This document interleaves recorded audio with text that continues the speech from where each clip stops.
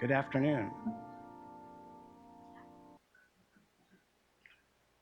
So welcome to the workshop.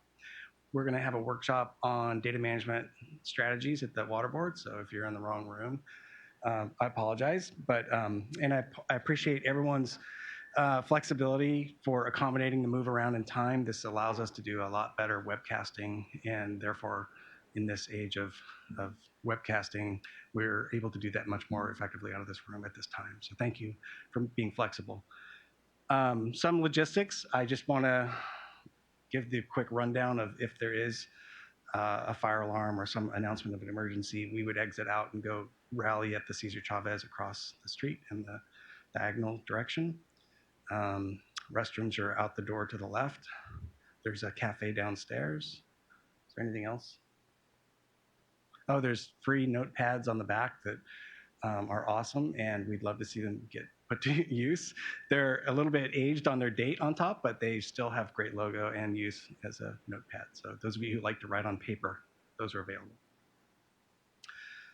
So I don't know how many people are watching online, but I appreciate the fact that we have about maybe 20 people here in the room today. We could almost do introductions if you guys were up for it.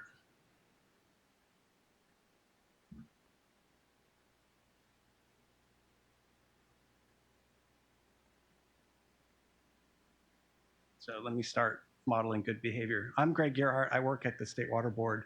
I'm Deputy Director of Information Management and Analysis. And we have an office of about 30 people. About 4 or 5 of them are here today with us. So thanks. Hi, my name is Anna Holder. I'm a California Sea Grant Fellow with the Office of Information Management and Analysis, and I've been helping as a DMIT coach. Hi, everyone. My name is Michelle Tang. I'm an environmental scientist in the Office of Information Management and Analysis, and I'm also helping out as a DMIT coach. And I'm Rafael Maestro, also with the Office of Information Management and Analysis. My name is Nick Martirano. I'm the director for the California Water Quality Monitoring Council. I was also served as one of the DMIT coaches and very much interested in data collaboration. Hi, I'm Glenn Lowe from the Earth Genome. We're an environmental data nonprofit.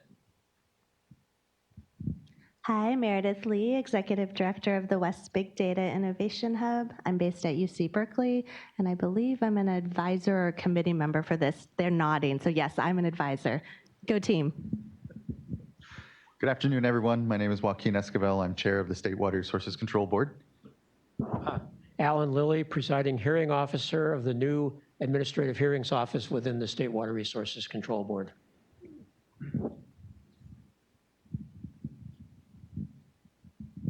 Hi, I'm Kristen Appold. I'm the senior for the Needs Analysis Unit in DDW. Hi, my name is Jesse Flores. I'm the State Water Board's Executive Fellow for this year, and I'm touching on data modernization work with Greg. Matt Cohen in the Division of Water Quality. I do underground storage tank cleanup and geotracker. Hi, I'm Ross Cooper. I'm a California Sea Grant Fellow working with Greg in the Office of Information Management Analysis.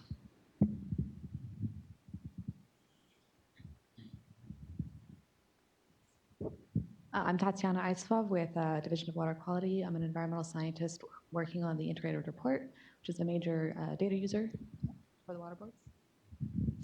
Tessa Foget in Office of Information Management and Analysis, and I'm one of the seniors on the Surface Water Ambient Monitoring Program. I'm Jim Falter, Environmental and Data Scientist for the Monitoring and Stewardship Unit at the California Natural Resources Agency. My name is Nicole Sears, and I'm with Regional SAN. I'm an environmental specialist. And I'm Andrew Altevogt. I'm Assistant Deputy Director for the Division of Drinking Water, and I oversee our SAFER and our quality assurance sections.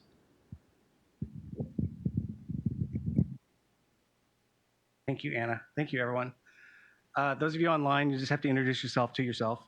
The next thing is, I'm just going to run through the quick agenda, but then hand it over to Joaquin for some welcoming remarks. So we're going to go through some presentations about some of the work that's been happening in the last couple of years, some of the work that we want to do in the near future, and some of the innovation and sort of internal and external engagement mechanisms that we're building around this whole process. And then we'll open it up for discussion at the end, and we hope that it is a discussion. So feel free to also break in at any point, because this is an informal staff workshop for that very reason. So with that, I'd like to introduce Honorable Joaquin Esquivel, our board chair, and he's going to have some opening remarks. And you can stand here, or you can sit there, or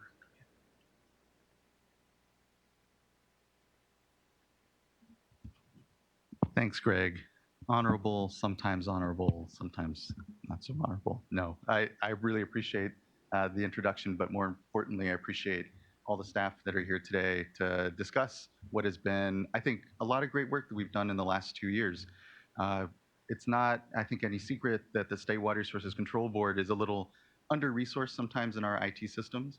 We have a lot of legacy systems. Some of them, like our electronic water rights system, can't really be traced back to when the contract even executed back in the early 2000s as to its creation. Some systems, particularly those that obviously came over with the Division of Drinking Water, are new. And so when we talk about the State Board's work, its core regulatory sort of heart, it lives on our website, which is also not currently managed with a content management system, but is needing refreshing and investment.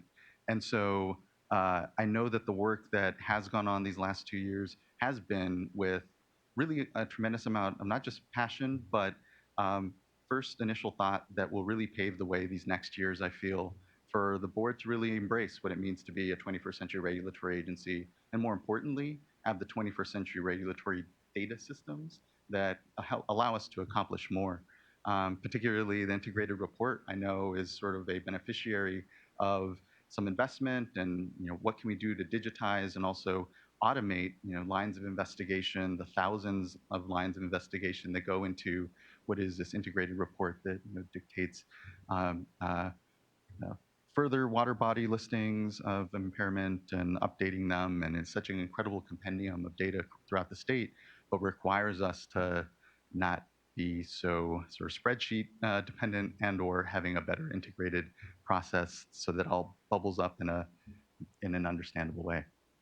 So I think that what you'll hear at this workshop, and what I'm again very proud of, is that tremendous amount of work that continues to set the stage for what I hope is investment in dollars in the form of additional resources to take everything from our challenges with SIDWIS and CWIX and the LTR, or the system that I think the Division of Financial Assistance uses internally, and this whole, again, list of 68 systems, and really begins to re-envision that core data architecture, and also prepare us for whatever new programs and challenges we have. I sometimes will remark that we're very fortunate to be inheritors of these sort of, one on the infrastructure side with water, these tremendous projects, these projects that have allowed our population to grow to 40 million, for us to be the 5th largest economy of the world. And as we know, those infrastructure projects were built a generation ago and are needing reinvestment and re-envisioning in the face of climate change and all these challenges that we have. But our infrastructure isn't just about the built infrastructure that we have in our water systems. It's us. It's this. It's our programs. It's the infrastructure that ensures we have clean water quality in our through permitting and otherwise in our streams, rivers, bays, and estuaries. That we have safe drinking water coming out of our taps. That we know when and where water is being pulled out of the environment to protect public trust resources. And so just we're at that stage of trying to re-envision that. The work that we are all doing here, I think, is part of that real critical task of saying, well, how do we re-envision these regulatory systems? How do we look at their data systems? How we collect information, how we process it, how we put it back out to the public, how we incorporate it into our regulatory decisions. That whole system. The resolution, and I have to really give incredible credit to Greg, and thanks to his continued contributions and vision to this work, has been able to guide our work this last 2 years, and its adoption is a real milestone, I think, for us, particularly as I continue to understand how again, a little under-resourced we are sometimes for these discussions. So I really appreciate everyone's attention, time today, and the opportunity to say a few rambling things. But thanks, guys.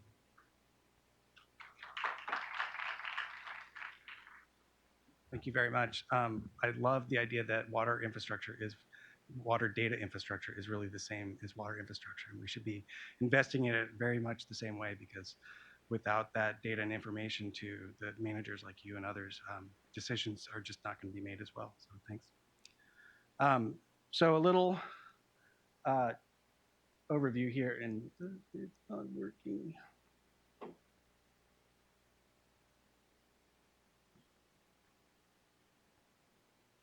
Computer wants to talk.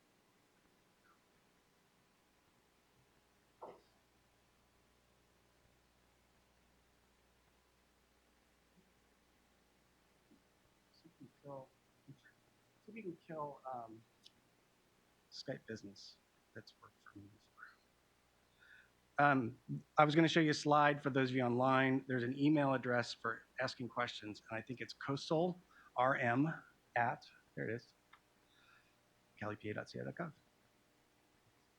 So those of you in the room, obviously, if you have questions, just raise your hand. We'll get a mic to you. But those of you on the line, feel free to type in a question, feedback. It doesn't have to be a question. Any feedback is welcome.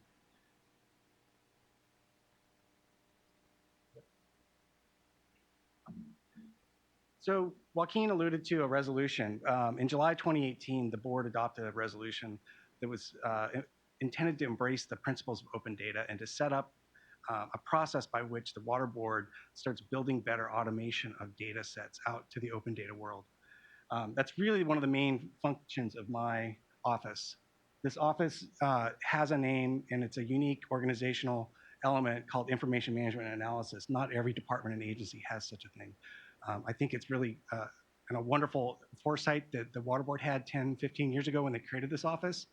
And it's created this space for turning data into information on a uniform basis and sort of like a systematic basis. We have many programs. We have 2,300 employees at the water board. We have over probably 100 programs if you count them, 43 office locations. So we're a big, complex organization. And every business part has data in its day-to-day work. We actually discovered that by way of some interviews that Rafa will talk about later. But having an office that's sort of somewhat neutral on any of that stuff, but helps just lubricate that data flow, both as it comes in and as it goes out, and also helps focus on quality, is a real blessing for this organization. So I thank the people that support that. And it's hard work. So what are the drivers of needing better information? These are things that kind of like help frame the resolution. So, you know, we definitely need more data and information for the work that we do and the decisions that we make. That's not just the board level decisions, but that's operational decisions. On a day-to-day basis, they're made all the time around here. Sometimes they're really big water management decisions. Sometimes they're deciding which training request goes first and what have you. But there's data elements to every part of the workplace here. There's also this mandate for us to publish our data. So the Open and Transparent Water Data Act is a big push for us to have a better data infrastructure so that the data that we collect becomes more accessible to people. That's really what open data is about. It's about accessibility. You'll hear more about that later. And then we also now have this executive policy, not just the resolution of the board, but the California Department of Technology has expectations for all state agencies to do work in both open data and sort of open source mode, meaning being transparent, show your work, show your data, show the code, share the code, and just be accessible to the public. It's really a transformational concept. It's turning government into a digital service as opposed to a analog, show up at an office, pick up a brochure, get your permit filled out, kind of this old model service. A bit of a problem statement here. So this is the organization's enterprise architecture in diagrammatic form.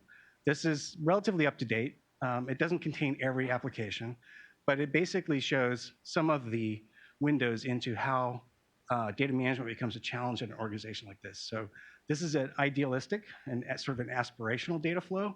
So where data would get stored in certain categories of areas under regulatory, under surface water, under groundwater, under ambient data, business data, what have you. Most of those organizational systems are on this diagram. making all that work together and interoperable is really the challenge that we face as an organization. And our office is just part of that. We deal with that data and information side, but there's a technology side, there's the program side, and we all have to start working together to govern this process a little bit. One of the main messages that I like to share is a data life cycle. Now, you will make a note that this is not a cycle. This is a top to bottom kind of a linear thing. But what's important to note is that we actually have on this life cycle, a driver of data collection. So there's really this stage 0 of life before the data even exists. Somebody has a desire to collect data.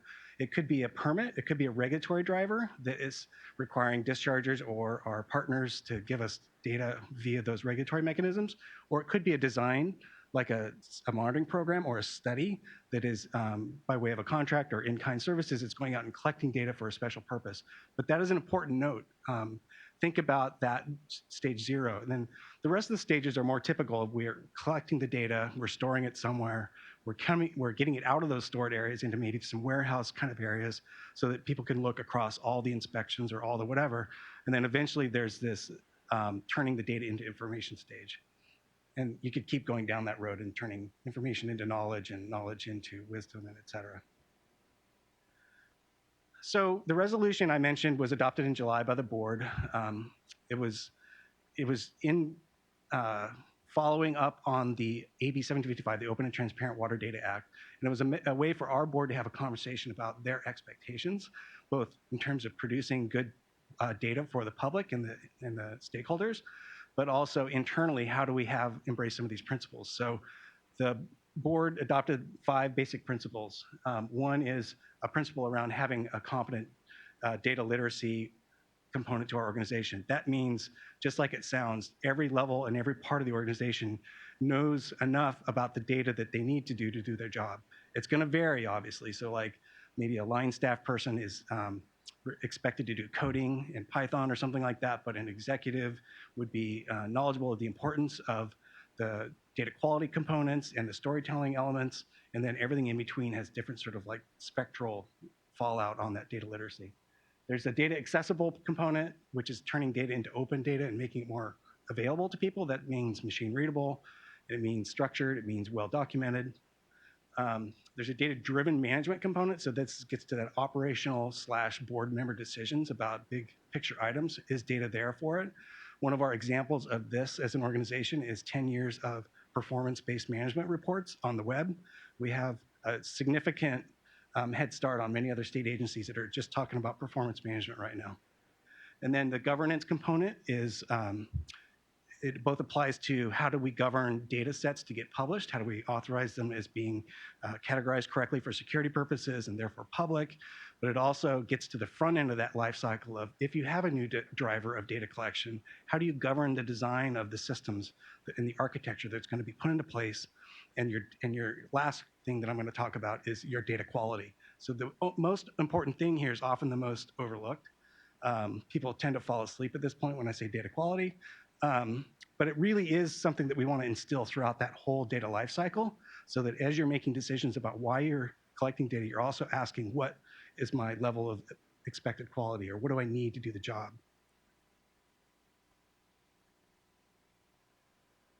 So I talked a little bit about this, but OIMA plays a role in all this. We're just a support role. We're a small part of the organization that is sort of given the permission to sort of step into this space for the whole water board system. But we work on the Transparent Data Act, we work on data literacy, we have a quality officer, we have 2 quality officers, one's in the room. We're actually hiring for one right now, so anyone out there who wants to be a QA officer. And then we are actively consulting, so to speak, with all parts of the organization on a stone soup model. So Anna has developed a toolkit. She's going around shopping it around. People want more information on how to do a Tableau visualization. Rafa goes and helps them. We have staff like that throughout my shop that are available and helping people. We're not quite set up to do the whole training program for the water boards, but we're also trying to build a mechanism of that with partnerships. One of the things that we did to help do this was we conducted a survey. You'll hear more about this later. It was part of the Data Management Innovation Team, the DMIT. You've probably heard that acronym this morning or this afternoon. This is the results of the survey. We had over 850 responses out of an organization of 2,300 people. So we're making this available to our advisors and our partners to help us analyze it. We're also going to be conducting a project to develop a data literacy strategy. And with that strategy, we're going to use this information to really make sure that we're hitting the point, probably do it every couple of years. We publish our data sets on the open data portal for state of California. This is data.ca.gov. It's just a snapshot of what you would see if you go there and click on the water icon. We also are running an internal project called the Strategic Data Action Plan, and these are the projects associated with it. This is an active sort of dashboard of tracking the progress on these projects. They fall into one of those 5 categories of which principle. Is it a data quality project? Is it a data literacy? It's a little bit of both. So we're tracking the connections back to that. And then these are also collaborative projects where some of these projects have team members outside of the office that I oversee and their partnerships. Next slide. Okay, so I'm done. And if there's any questions for me, we can have a little pause and take some questions.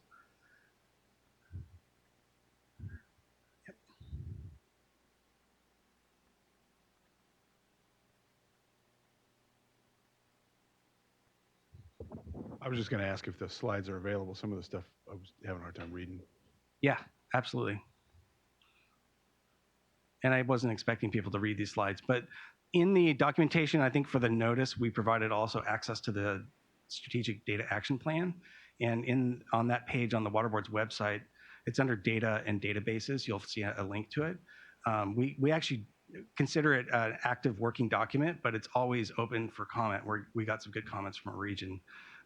So we welcome comments on that, Matt, as well as these project specifics. So I just wanted to give a quick overview, but I apologize for the bad slides. And yes, all these slides, and there are live links to some of the data visualizations that we're going to have along the way. They're all going to be made available. Anything else? Any online questions? Okay, I'd like to introduce Michelle Tang as our next speaker, I think. Yes. Michelle Tang is an environmental scientist who actively pursued a choice to add some data and technologist skill sets to her already amazing skill group. And so we're supporting that. She's actually going through a educational support program to add that to an environmental scientist position so that in this crazy world of state government, you might realize that job classifications are not easy to always sort of find the right thing to call a thing to get the right person to apply it and fit into that thing. And so this is an example of an organization that's trying to adapt and use the classifications that we have and add to them. So with that, thank you, Michelle, for being a great partner.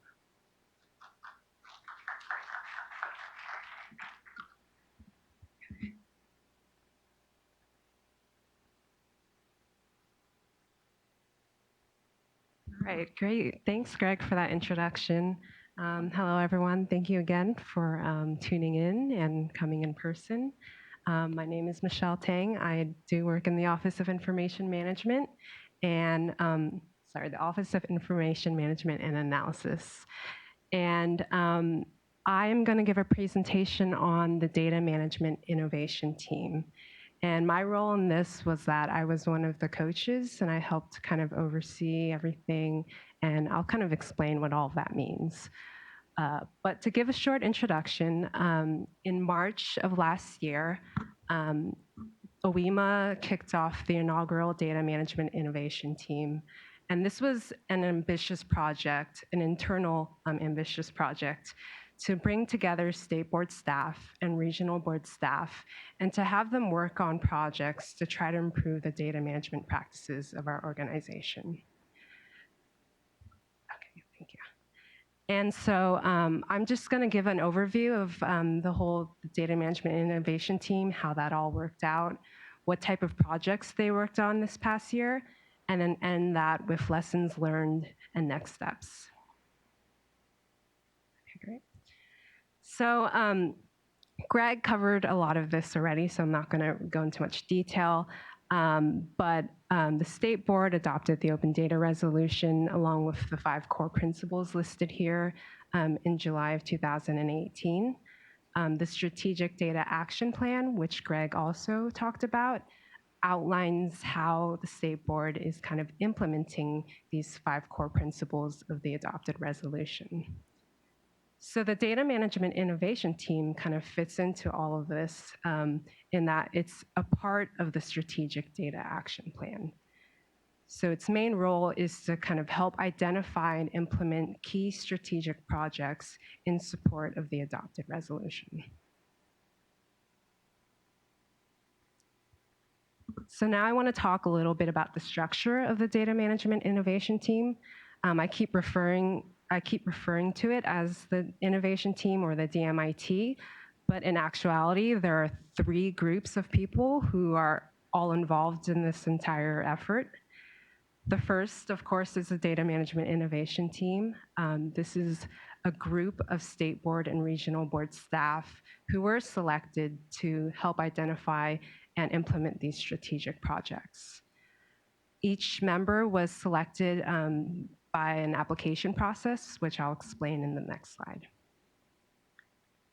The second group is the Data Science Advisory Panel, and this is an external panel of water data experts from academia, from industry, and from the public sector. And the main purpose of the panel is to support the DMIT, and especially to advise them on any challenges that they run into as they're working.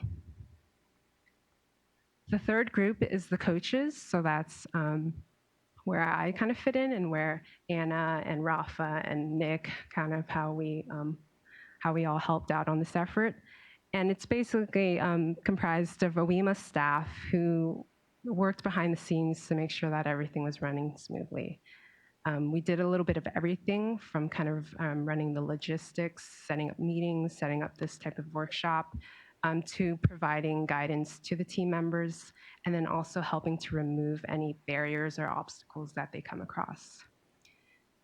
So all 3 groups were a part of this effort. The focus is definitely on the innovation team, but both the data science advisory panel and the coaches play really important support roles. So I mentioned in the last slide that we selected the data management innovation team members based on an application process. So I want to talk a little bit about that now. It's really important to note that serving or kind of participating in the data management innovation team was all on a voluntary basis. So this, all of the members helped out and worked on additional projects in addition to the regular job duties. So in order to recruit members onto this brand new effort, we sent a call for applications in February of 2019, just explaining what it is and encouraging anyone with an interest to apply. The goal is really to recruit a diverse group of state board and regional board staff with different backgrounds, different skill sets, and different levels of experience. Because the idea was that we wanted people who could offer different perspectives on how to tackle some really challenging data management issues. We received a total, in 2 weeks, we received a total of 26 applications. And from those 26 applications, we selected 8 to be on the 2019 innovation team. And then that following month, we held the data management workshop and officially kicked off the innovation team. So this slide lists those individuals who were selected to be on the 2019 team. And as you can see, we have representation from multiple regional boards, including Los Angeles, Santa Rosa, and Lahontan, as well as representation from the various state board divisions, such as water rights, water quality, and drinking water. And so we selected, of course, all of these members were selected based on their background, their skill set, levels of experience, but they also all submitted really compelling applications. And we felt that they all brought something unique to the team. So again, I just want to thank everyone listed on the slide for volunteering for this and for participating in the first ever Water Board's Data Management Innovation Team. And so this next slide lists the 8 members of the Data Science Advisory Panel. And so as I mentioned, these are the external data water experts, all from academia, from industry, and from the public sector. And they graciously donated their time to help out with this effort. And over the course of the year, they provided a lot of valuable feedback on not just the individual team projects, but also the process as a whole.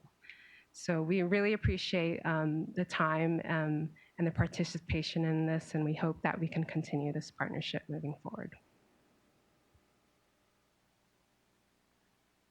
So the innovation team members very early on started organizing themselves in sub-teams based on specific projects and topics.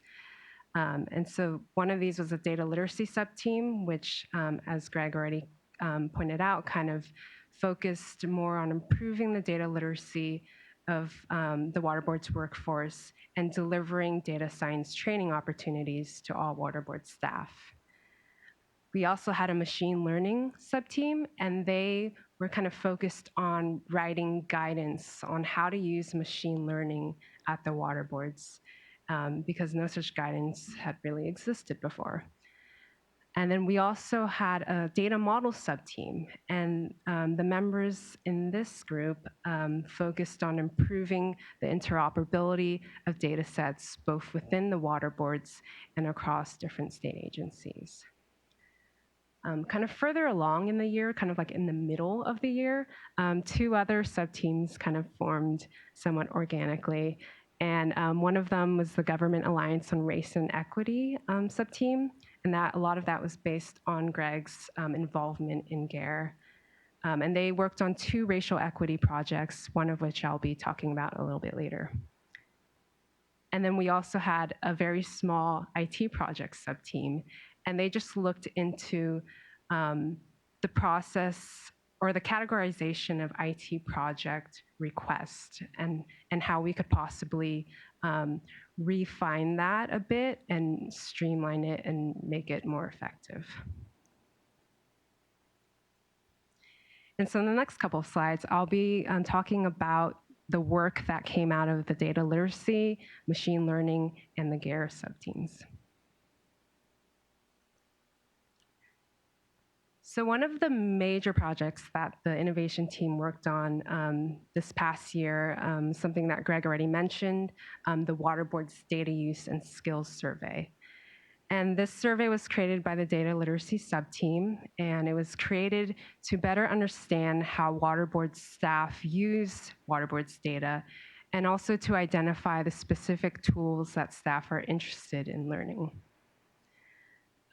It was distributed to all water board staff and managers from August to September 2019, so approximately 7 weeks. And it was very much a group effort. We had members who were composing the questions, members who were compiling a glossary of all the different technical terms used in the survey. And then we also had members who were actually programming the survey as an Our Shiny app, which served as the vehicle in which we kind of delivered this survey to everybody. So after that 7 weeks, we received a total of 851 responses, and so that amounts to about 40% of the water board's workforce, which is a great response. So after that survey period ended, we were very eager, the team was very eager to go in and start looking through the responses and start summarizing key findings, so some of which are listed on this slide. So the team found that about 85% of the survey respondents use at least one water board's database or data source.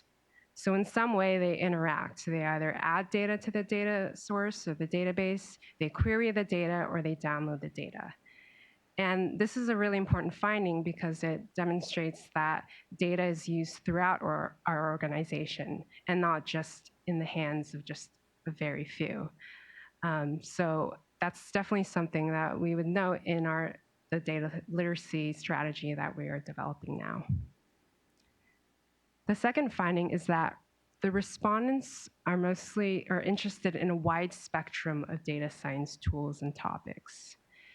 So we kind of went in thinking that maybe the people who responded to the survey were interested in a very specific task or in a very specific type of tool. For example, like just creating data visualizations.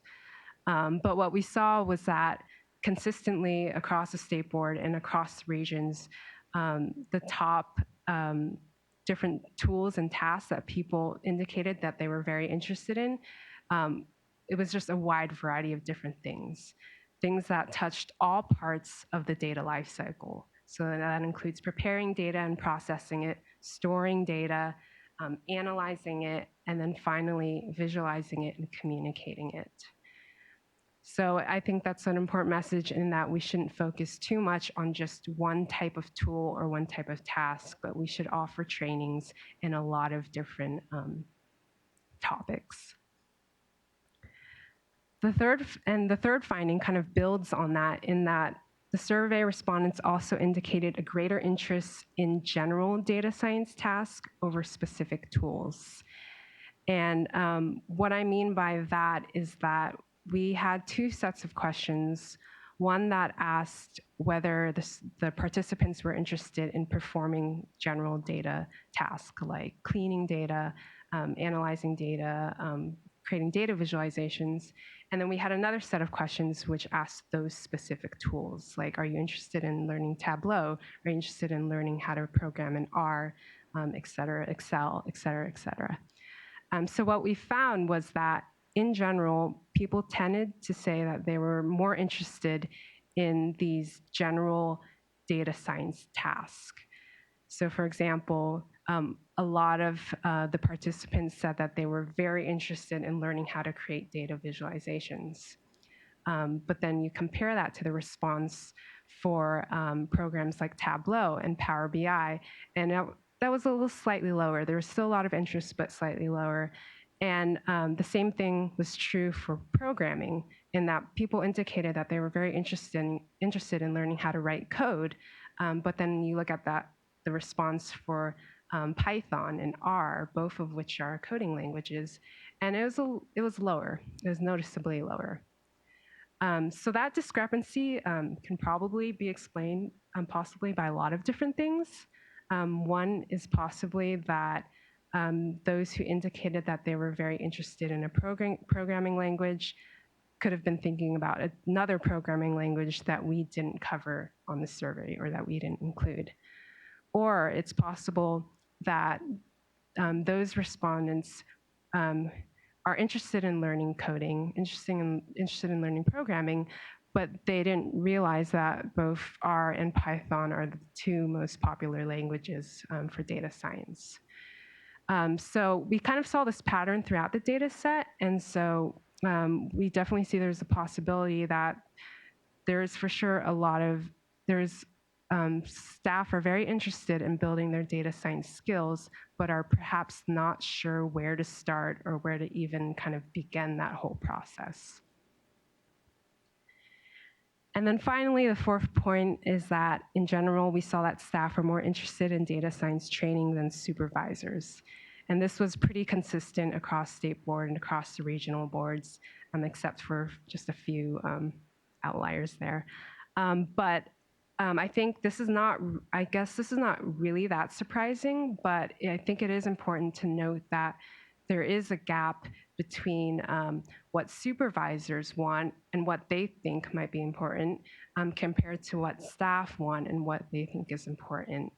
And that can definitely inform how we develop the data literacy strategy moving forward, in that we could possibly offer two different tracks, like what Greg mentioned before, one that goes into the nuts and bolts of working with data, and the other track which goes more into using data science to improve decision making.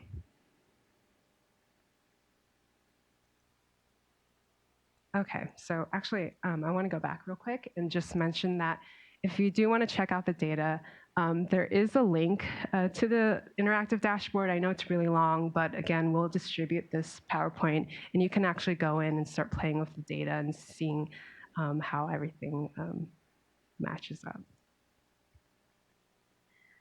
So moving on, I want to cover another project that the innovation team worked on.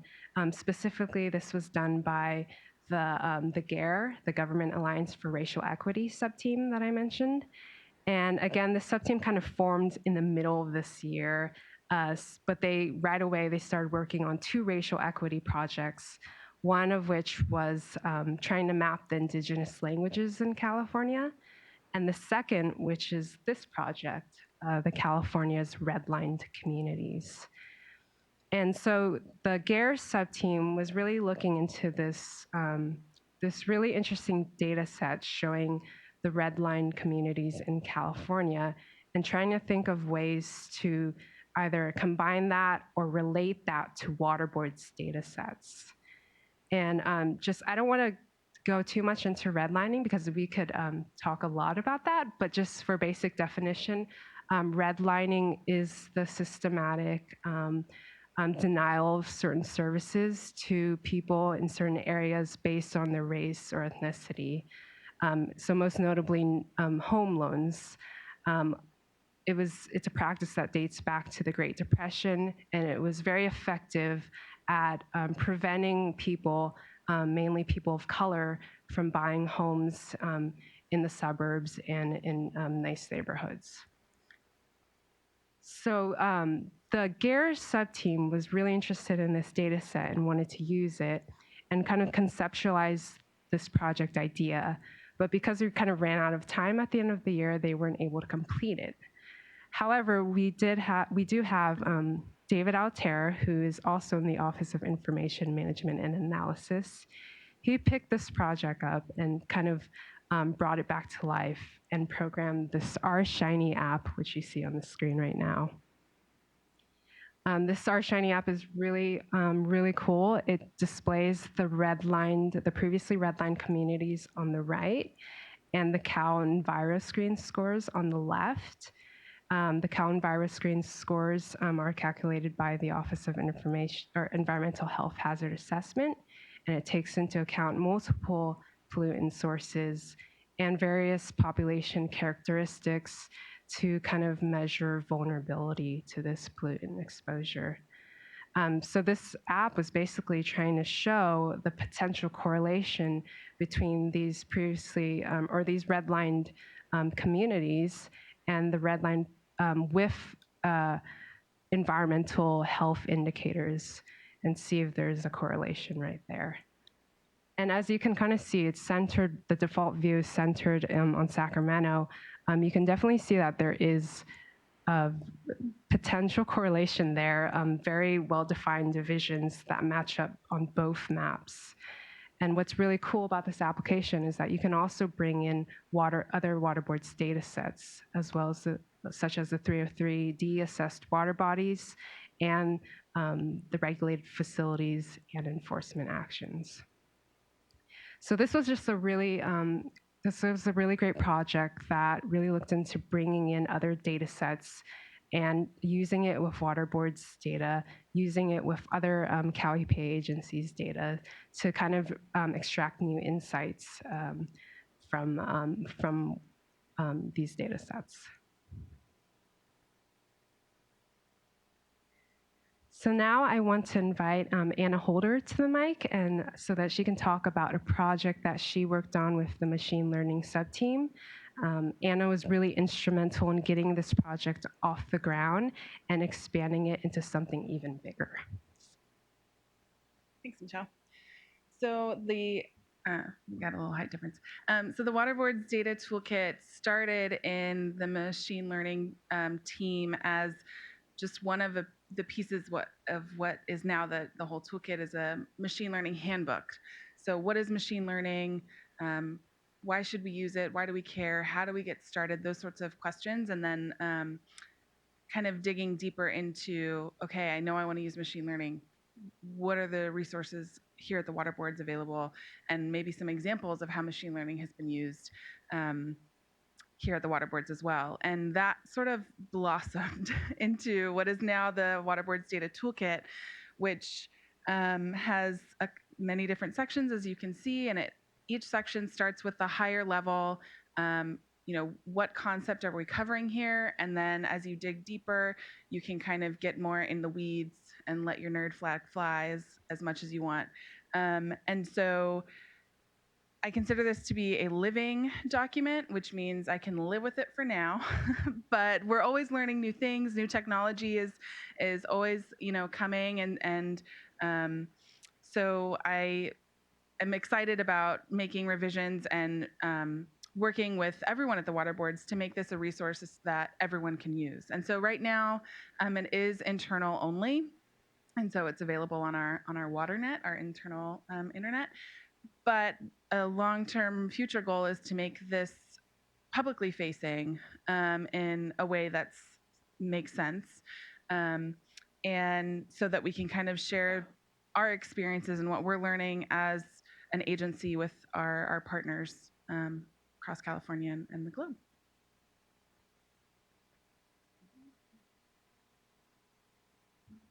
Great, thank you, Anna. Okay, so just to recap,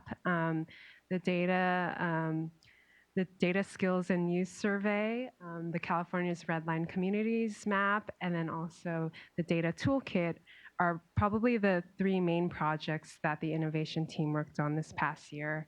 They did work on other projects, some of which didn't make it to this presentation, and others of which were just quite challenging to complete in 1 year. So those are possibly ones that we could pick up or focus on other things moving forward. I do want to, since this was our first attempt, our first try at the data management innovation team, we definitely have some lessons learned based on our experiences and based on the feedback from the outgoing innovation team members. And so I do want to note that kind of when we first envisioned the data management innovation team, we wanted to give the members a lot of autonomy and freedom in terms of choosing what type of projects that they wanted to work on. And this kind of goes back to what I said earlier about this being an opportunity for state board and regional board staff to actually be able to help guide the implementation of the open data resolution. But it was also clear to us that we could have done a little bit more to support the team as well. And so we have a list of kind of lessons learned here. And so in particular, ways that we could have kind of improved the process, things that we'll keep in mind as we move forward, is that we could have definitely had better coordination between the different groups. So that includes the innovation team, the data science advisory panel, and the coaches. We also could have better defined the expectations for each group. That includes the individuals in each group and then also the groups themselves. What exactly are they supposed to do? What are the expectations and the products that are supposed to come out of them? And along those lines, we also could have helped guide the team a bit better by providing more discrete ideas and products, especially at the beginning when we first kind of bring them all together and kind of launch them into innovating.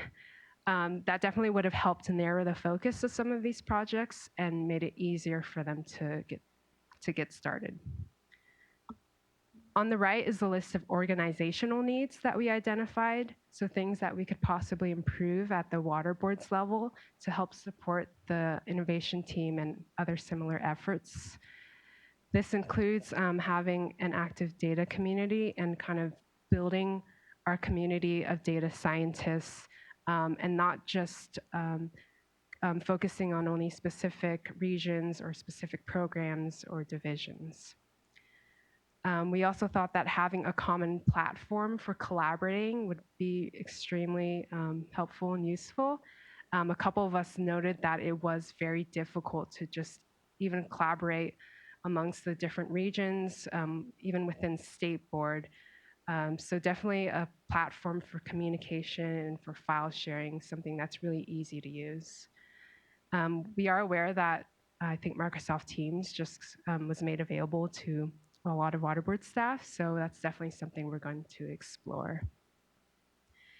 And then the third bullet, structure time and teams to achieve better outcomes. This was kind of looking at taking a closer look at how we structure our work groups and the way that we spend our time, just making sure that we use our time more efficiently to get that desired outcome. And then finally, executive ownership of ideas and products. And this kind of more involving executive and involving upper management in contributing ideas and products for the innovation team and any other similar efforts. So with all that in mind, next steps forward as we kind of close out the 2019 Data Management Innovation Team. We collected feedback from all the outgoing Data Management Innovation Team members, but we still haven't collected feedback from the Data Science Advisory Panel members. And we are very much interested in hearing from them what they thought worked, what didn't work, and what could have been improved upon. Next, we're going to take the results of the data literacy survey and partner with experts to support the data literacy strategy and hopefully offer these new training opportunities in the future for all waterboard staff. And then finally, we are preparing for the next 2020 Data Management Innovation Team. Based on the feedback we received, we do plan on making some changes to the structure, the timeline, possibly the application. But for sure, the Data Science Advisory Panel and the coaches will continue to have that key support roles.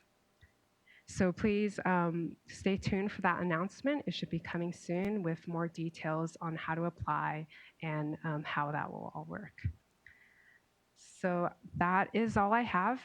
Just to recap the whole the 2019 Data Management Innovation effort. Thank you for your time.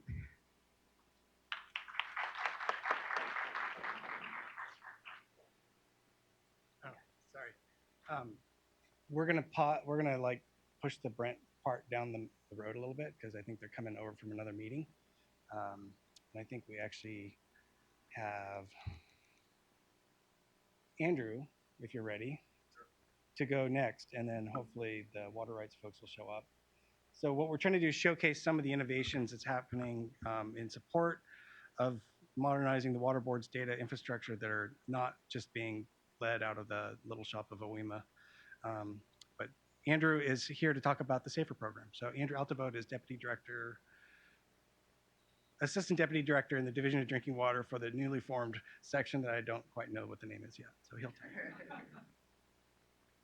That's great. I actually don't know what the name of my branch is yet either. So, and I'm not on the org chart. I don't know, but nevertheless, I'm here. And so I just wanted to talk very briefly about what we've been doing on data related to the SAFER program, just for folks who may not know. The SAFER program is the new program for bringing safe and affordable drinking water to communities that have had a hard time accessing our other programs throughout the years. And really a big part of the SAFER program is being more proactive in how we interact with communities. So really, instead of waiting for communities to come who find out they have an issue to come to us, we're going to be a lot more proactive in identifying communities ourselves and going out to them. And that's both on the regulatory side as well as on the financial assistance side. And so when I first came over and started working on this program, one of the things that became clear pretty quickly is that we were going to have issues in terms of tracking internally what we were doing and doing the planning along with that, as well as presenting externally what we're working on and being able to be open and transparent in our work. And one of the things that became evident is that there was really a need for more data integration. And we have a couple data systems that we use. We have the loans and grants tracking system on the Division of Financial Assistance side. We have the Safe Drinking Water Information System on the Division of Drinking Water side.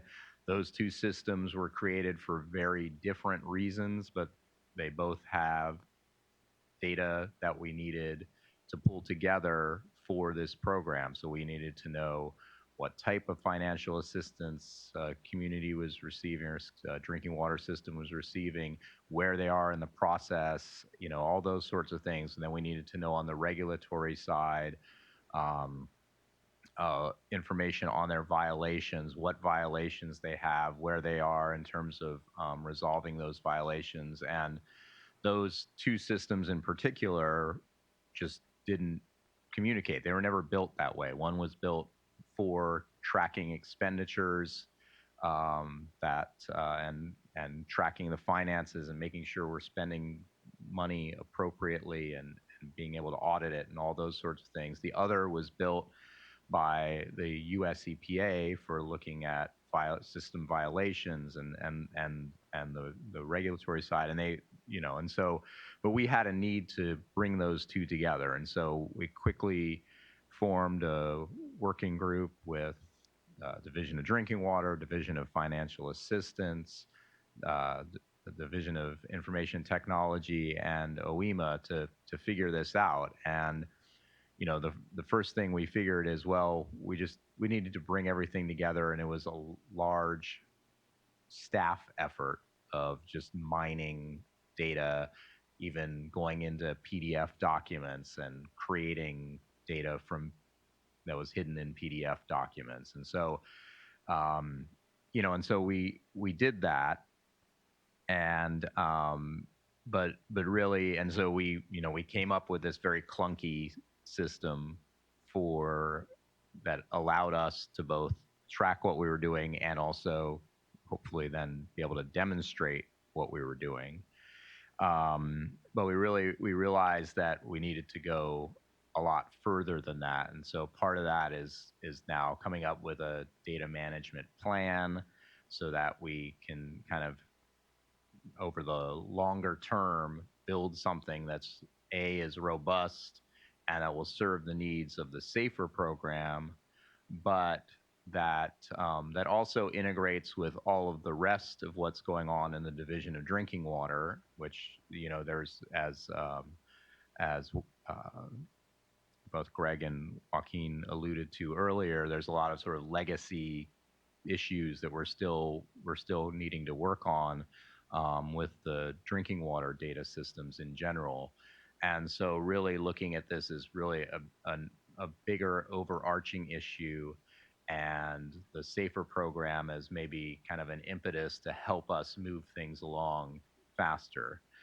And so, and then part of that is that became clear pretty quickly was just the need to present the data and to present the data to different audiences. And so this is something that Rafa has been spending a lot of time on from OIMA, basically taking our clunky data spreadsheet, which is what we have, and turning it into something that is useful for people. And this is both something that can be used by us in management to be able to go in and look and see what's happening, but also it's something that we're hoping soon to be able to put up on the web and allow anybody in the public to go in and explore what we're doing. And there's certainly limitations to it, but I think we think it's a good first step. And I think really for us, it's kind of the model of we want to be transparent with what we're doing. We want to make sure that as much as possible that members of the public and anybody who wants to can get in and see what we're working on. And so that's just sort of an example. It's sort of the example of like the first step of that we want to expand on and make robust and make even more useful to people.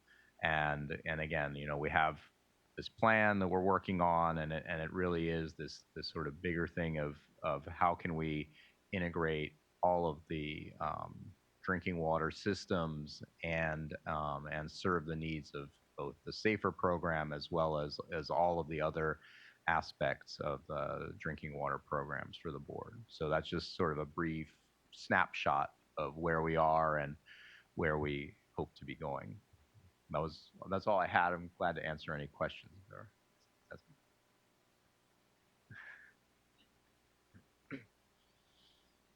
Can you just describe what the graph is showing? What are the yes, colors? I'm sorry. I'm sorry. That was it's not self-explanatory, is it?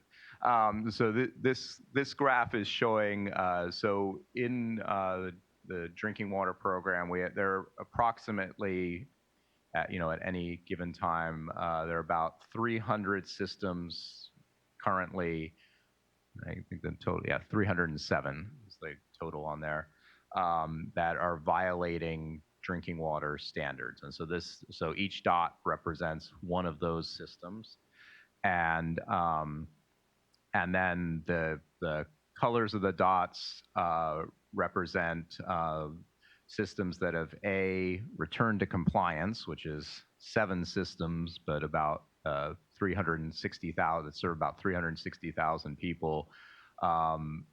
And then the other categories are Division of Drinking Water and Division of Financial Assistance staff got together and assessed where we thought each of those 300 systems are. And so they're color coded for either being on schedule, which means they may have violations, but there is a solution that's in progress, that's on schedule, either on the regulatory or the financial assistance side, or both. Or they're delayed and they need action, and obviously those are the ones that we're focusing on, and so it shows us that. Or there are a couple that are still under review. There are 12 of them that are still under review. And then what you can do in the visualization is then click on any of the dots and find out more information about the particular system. So that's what it is.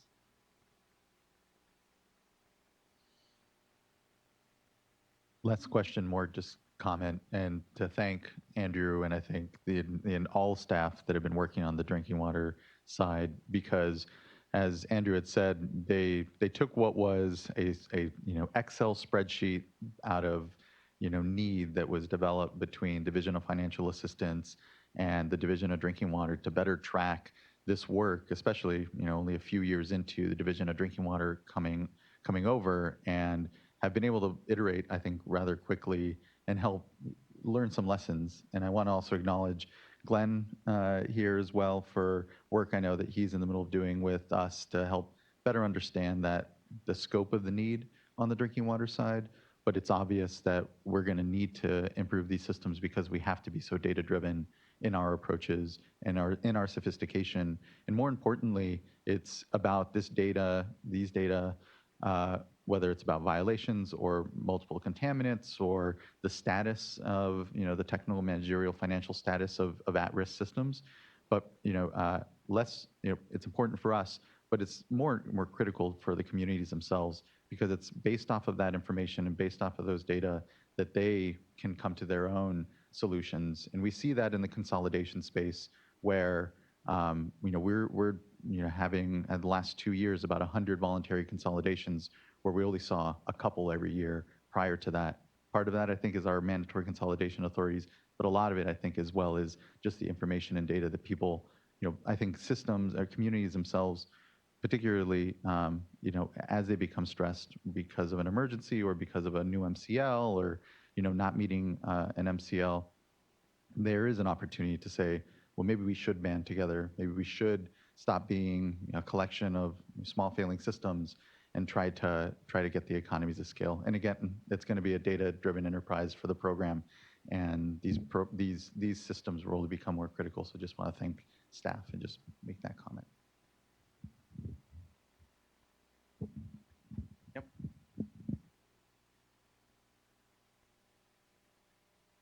Guess I'm going to go backwards in time. We now have water rights staff here. Brent, you're doing it? Okay. So hi, Brent Vanderberg is with the Division of Water Rights, and he's going to talk about an organizational project that they're working on. Thank you, Greg. Apologies, we were actually in a meeting working on finances for what I'm about to present, so that's my excuse. Greetings, everybody. My name is Brent Vanderberg. I'm a senior geologist specialist with our Division of Water Rights. And for the last 5 years, I've been working with the State Water Board and various stakeholders to figure out how we can implement more strategic technological solutions to meet those needs that we all know about: streamline reporting, better water use information. And it started off with a deep dive into what is software development in the modern world, what is agile, what is the stage gate. And I'm decided that that's pretty important, especially for our innovators that are watching. So I want to talk a little bit more about those details as we move forward. So we are in, let me find my clicker. So we're in the phase where we're past understanding the need. We're now in the phase of how do we do something? So I think we understand it, but it really does deserve an important mark that as our population grows and climate change makes supply forecasting more difficult, it's more important than ever to get our state water resources accurately measured. And with those measurements, we can inform our water use managers about how much water is available, where, and when. And I really will drive home this where, when, and how much. It's towards those measurements in time. Similarly, sort of through a similar but different lens, the Division of Water Rights needs to understand when, where, and how much water is being taken to ensure resource sustainability. Maybe more pointedly, to ensure compliance with California law. And the more accurate these measurements are, the more we can understand about who's in line or not with our policies and law.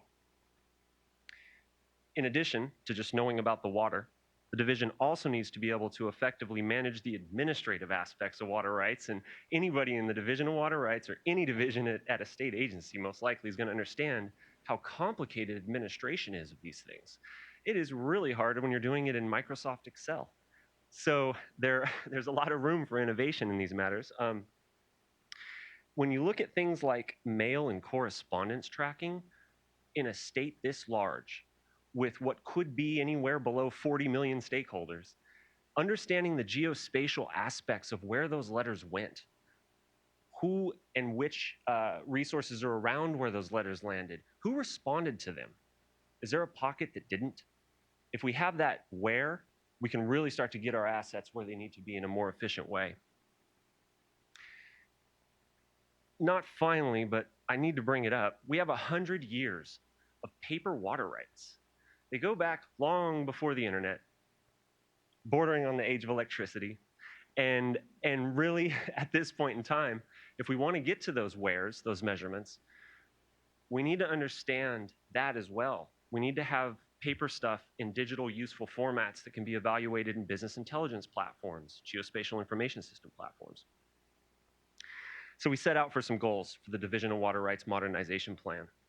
These are the 5 sort of overarching. We're going for the 30,000-foot goals. 1, we need to upgrade our foundational data collection and reporting systems so that the state's water use data and information are timely, reliable, and in an open and transparent way provided to the public and anybody who needs them, be it our staff, whoever, another agency, academics. A second goal is to meet the goals of the water resilience portfolio, which I have here in the middle. I really encourage you to read it. This is very, very important.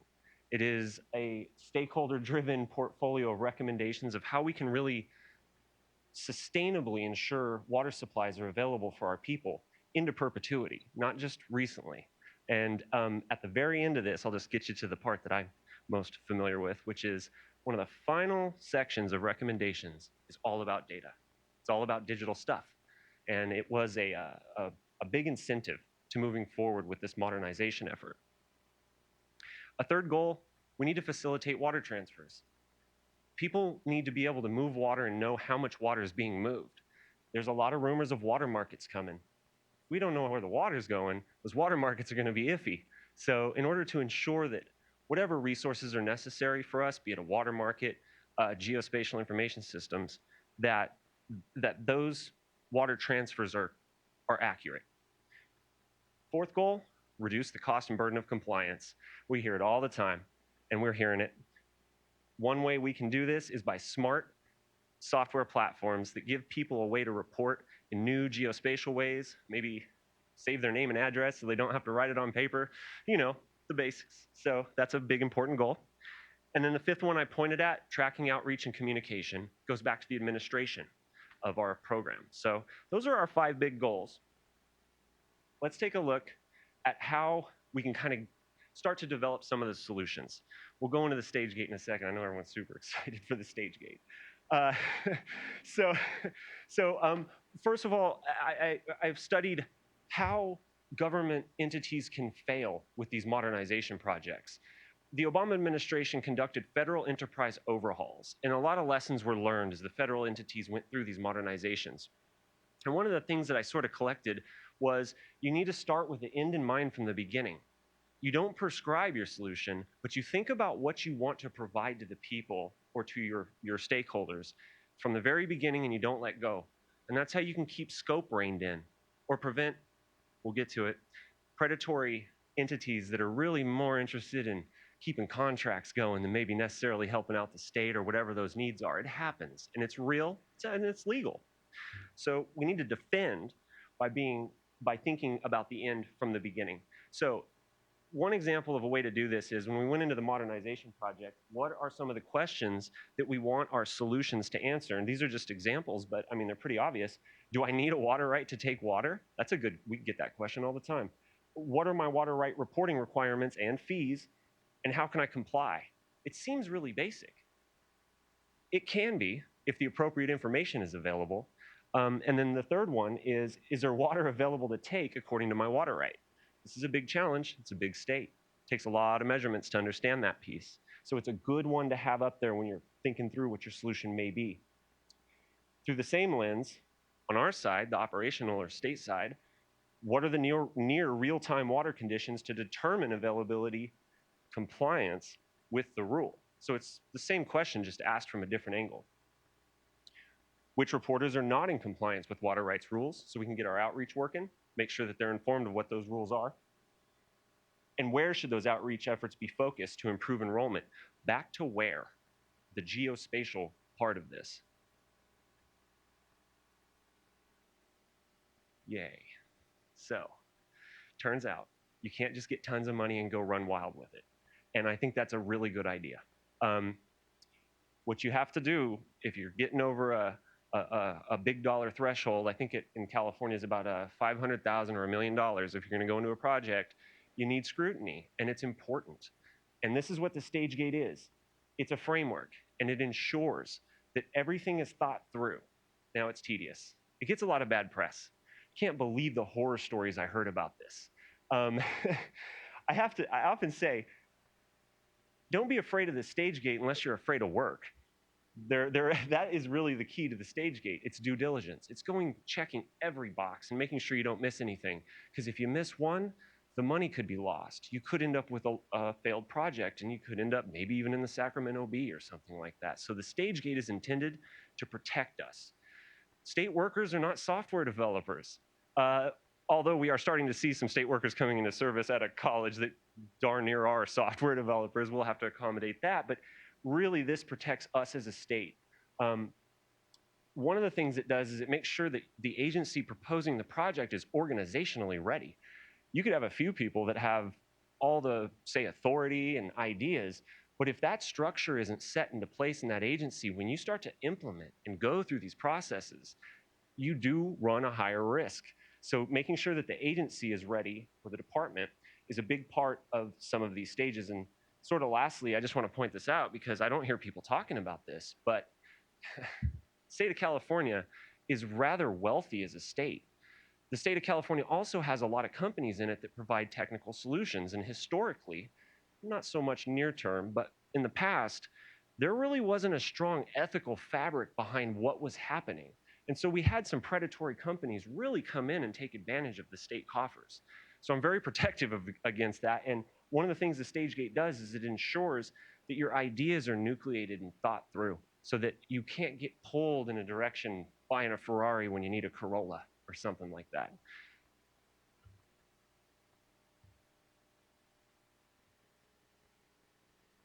So right now, our modernization project is in the stage 1 phase. We are hoping to finish that soon. Maybe we've already finished. We're that close. The next step will be stage 2, but I'm just going to talk about stage 1 because that's what we've done. So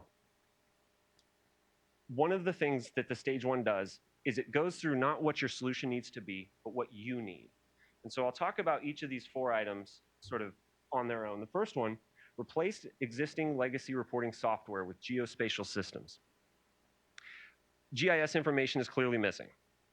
We have a lot of water rights. Some are paper with a here's where I use my water, and there's nothing else. There isn't even a street. It's a box with a dot, and that doesn't help. It's not geospatial. What we're talking about is an actual geospatial platform that not only contains the data, but allows water users to report information, perhaps their point of discharge, their place of use, in a geospatial context immediately upon logging into the software. And it cuts the paper out completely. And it puts the data directly into a geospatial context immediately upon reporting.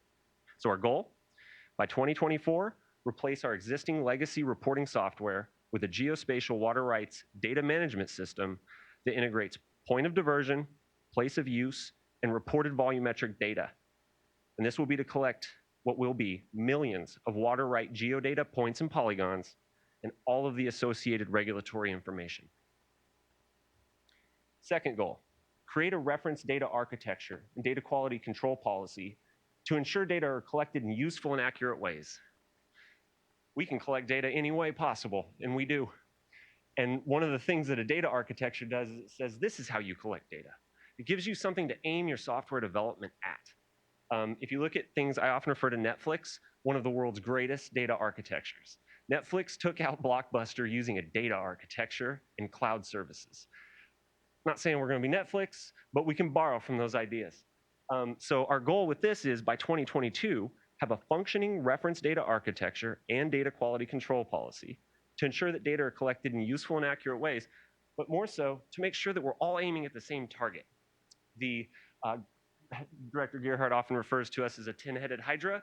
We have 9 regional water quality control boards that are semi-autonomous. This makes the reference data architecture 9 times more important and really kind of is not necessarily unique to the state and regional water boards, but it is a major important aspect of our data policies. Third one, create a public-facing ledger and map of water rights and transfers to support water markets and improve strategic water management. Maybe water markets come, maybe they don't, we'll see. But we can facilitate the ability for them to be developed. I think the second piece is actually the most important part. Improve strategic water management. Maybe not necessarily by us, but by all those irrigation districts and water districts. If we have one comprehensive ledger that shows that volumetric transfers, all of those water districts can be on the same playing field. It's kind of similar to that reference architecture thing. It gets everybody looking at one thing. So by 2025, that's ambitious. Have a public-facing ledger and map that will show these things to the public so they can make better water use decisions, and I am sure some state and government agencies will use it as well. Lastly, probably needs no explanation, digitization of a lot of records. We have a giant machine. I think it has a name even, it's that giant. And it's on the 2nd floor and it's full of paper and all kinds of stuff, and it works. It doesn't work fast enough. It's not accessible enough. So by 2025, lofty, 95% digitization of all paper water rights, including the geospatial aspects of those water rights. So it's not just optical character recognition. We're going to need to put these into geospatial frameworks, geo-reference the data. So those are the big pieces of the stage 1 business analysis that we've prepared. The next step is stage 2. Stage 2 is where you take the stage 1, you know what you need now, and you go out and you see if it exists. I'm going to tell you right now it doesn't, but we're going to look anyway. I went to Best Buy. I didn't see any regulatory water reporting platform software. So during the stage 2, we'll start to go into what are the nuts and bolts of the custom solutions that we're going to need. Not going to claim how we're going to do that. We're going to play it as we learn new things. But this is where things really get real, and you start to look at how big is this? Is it a cloud-based architecture? Do we use NoSQL databases? Is it just a purely relational? How do we use Esri, Postgres? What are we doing? That's where stage 2 really starts to come in, the nucleation of the actual solutions. Stage 3 and 4, not even going there yet. We can go back to the slide, but it's really not important. Each stage is a stage gate. You have to finish it to go to the next. And so we're just looking to the next stage. The 4th stage is just an approval. So hopefully within a year, we'll be briefing on the success of stage 2, moving to stage 3. Lastly, no shame in the game. I have the mic, so. Big shout out to the Department of Water Resources for developing the Handbook for Water Budget Development. This is directly at the innovators watching. If you're into code, you like computational modeling, you're familiar with ModFlow, GSFlow, this handbook shows you visually how those parameters interoperate. Maybe you're an open source developer. Using this handbook, you're probably going to get towards a useful water resource control solution faster. And that's why I wanted to bring it up to this innovation crew. This handbook is profound, and inside of it will be what I feel will be the framework for how we manage groundwater in California. It's that big. You really should check it out. Right now, actually, it's open for 60-day public comment. So hop in there. Maybe you have a comment for a different reason. Let the Department of Water Resources know they've been working really hard on this. It's a fantastic document. So there's a link you can click on for the slides, or otherwise just Google it. It's available. And with that, I'll give it back.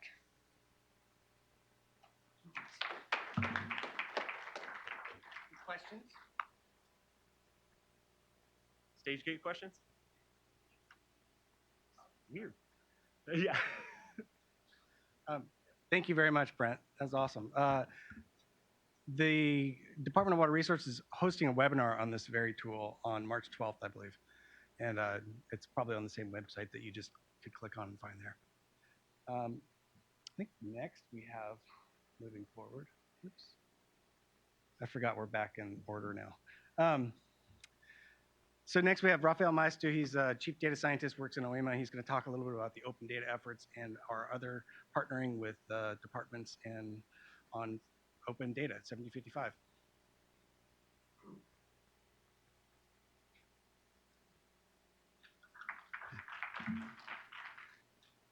Thank you, Greg. So it's all about data-driven management, as it was mentioned before, and thinking about the usage of the data, because the data has to be used internally, but also by the public, by the stakeholders, by the academia. I mean, there is a lot of interest by the legislator. So there's a lot of interest in making this data useful and available. So AB 7055, the Open and Transparent Water Data Act, was passed on September 23rd, 2016, effective January 1st. That basically directed the water boards, the Department of Water Resources, Fish and Wildlife, and the Water Quality Monitoring Council to work on a strategic plan on how to release all specific data sets listed in the bill, but also to have a coordinated effort to work together on how we develop systems and how we manage data, water data in general in California. So here's an extract of the reasons why we need to do this. And I highlighted a few of the paragraphs of the bill. But basically, it's all about the need to have data for decision making. How do we make decisions with good data?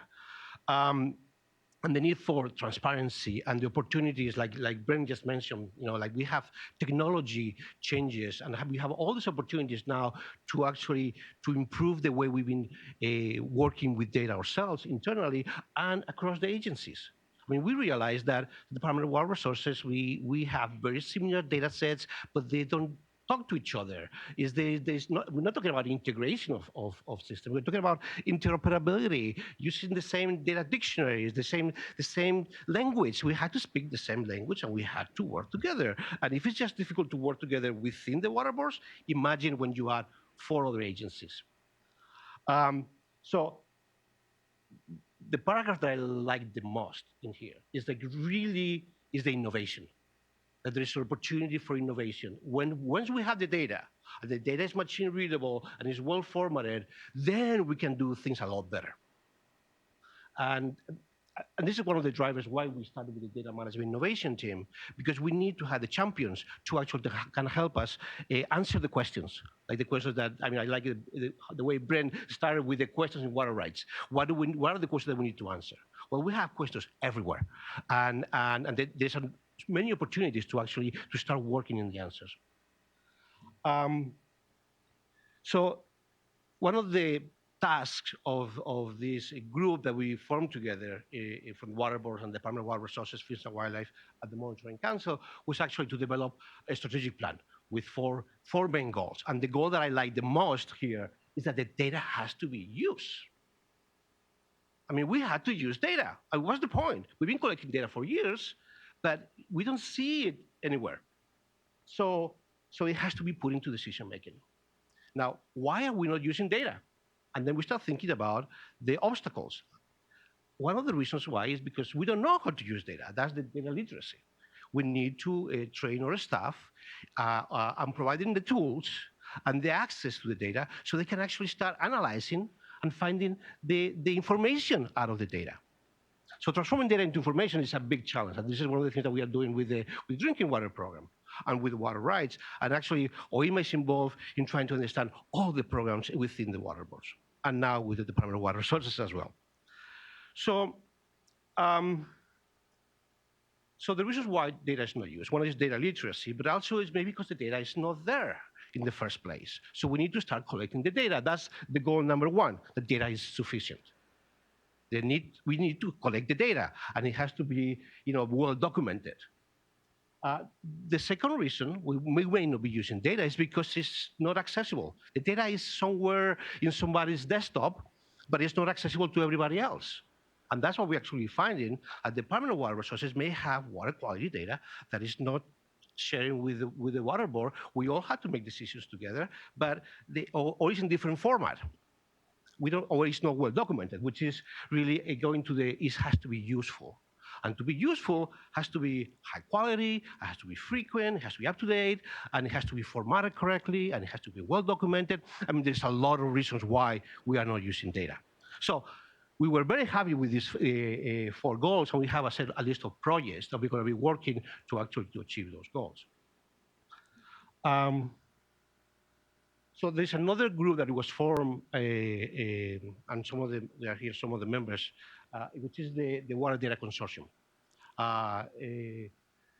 and which is really a platform for it's a neutral space for collaboration across all the stakeholders and making sure that we are moving forward with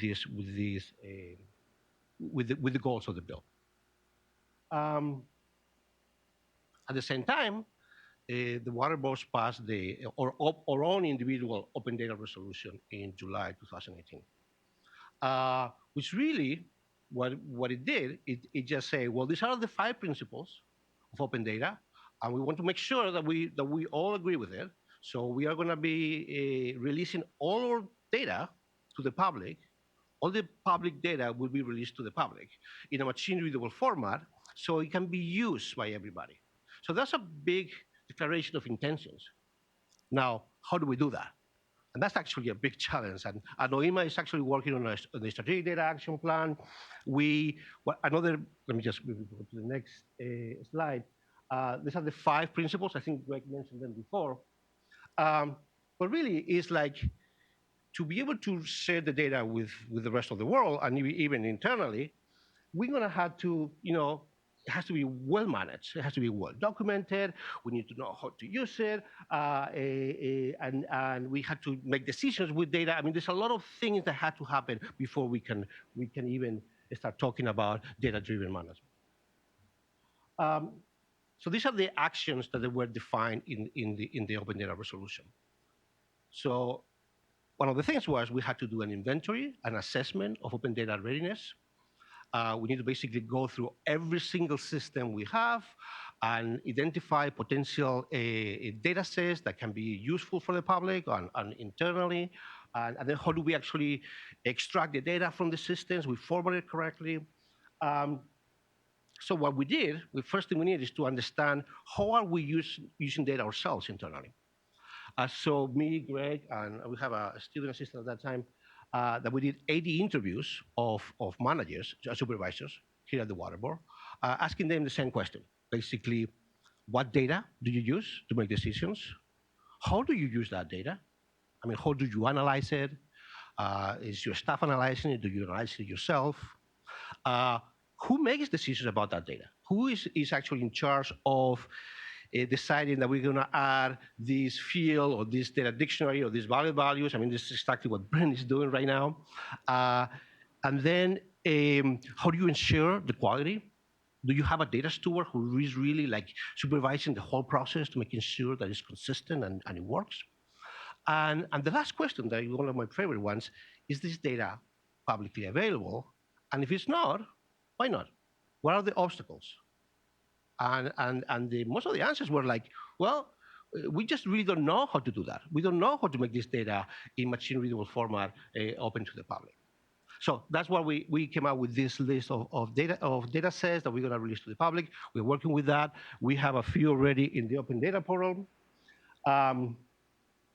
We've been talking about open data all day, all afternoon, but really is all these principles of what is open data, which is publicly available, is machine readable, and is well documented. So our strategy for to comply with the bill and to comply with our open data resolution is to put all our data sets in data.ca.gov, which is sponsored by the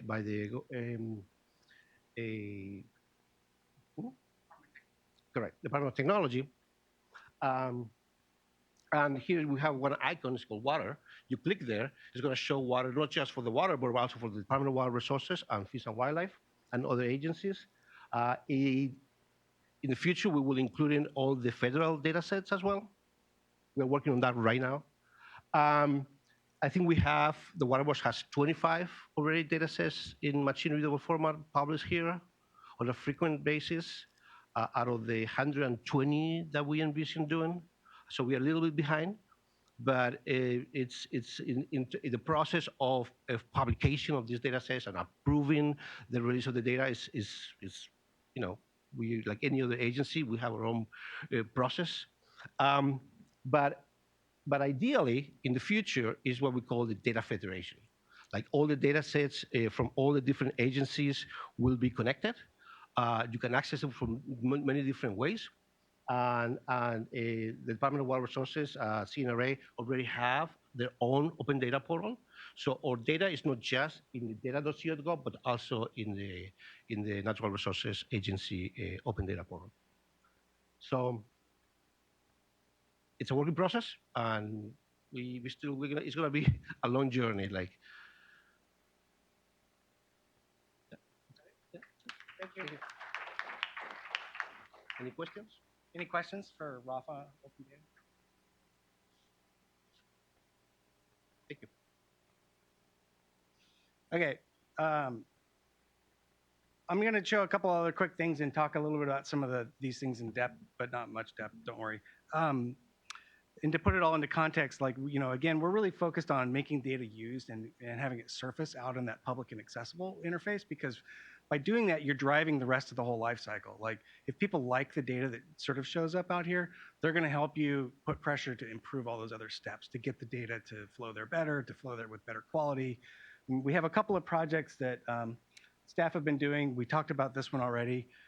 This is a really cool project that also has additional spin-off projects looking at the pressure of some of the historic redlining districts and how they relate to current environmental enforcement and violation data sets.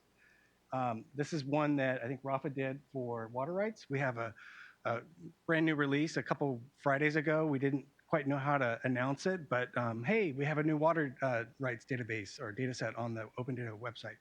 And this is what we're calling our master flat file, but it's got a lot of really high level information on all the essential elements that are in the water rights database called ERIMS, Electronic Water Rights Information Management System. Get that right? So this is just what you can do with that data set as an example. You can click on this and look at that. This is Michelle's product. She's worked for over a year on helping develop a safe to swim data ecosystem. It's not easy. This now integrates, I believe, the Beach Watch data and some of the other data sets that are available. So anywhere in California, if there's information or data available about is it safe to swim, this is on a map that's on mywaterquality's website now. And it's been a huge effort. It also reveals, so this is the fascinating thing about these data sets. Once you make them available, people realize what's not available. Why aren't you monitoring my section of the American River or where I swim or whatever? So it really drives conversations about how you want to collect new data. We're even talking now about sort of the user design approach of when people go there, what do they really want to know?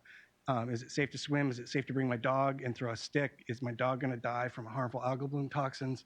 So like integrating these kinds of things only shows up when you start bringing these data sets out. So this is a cool product.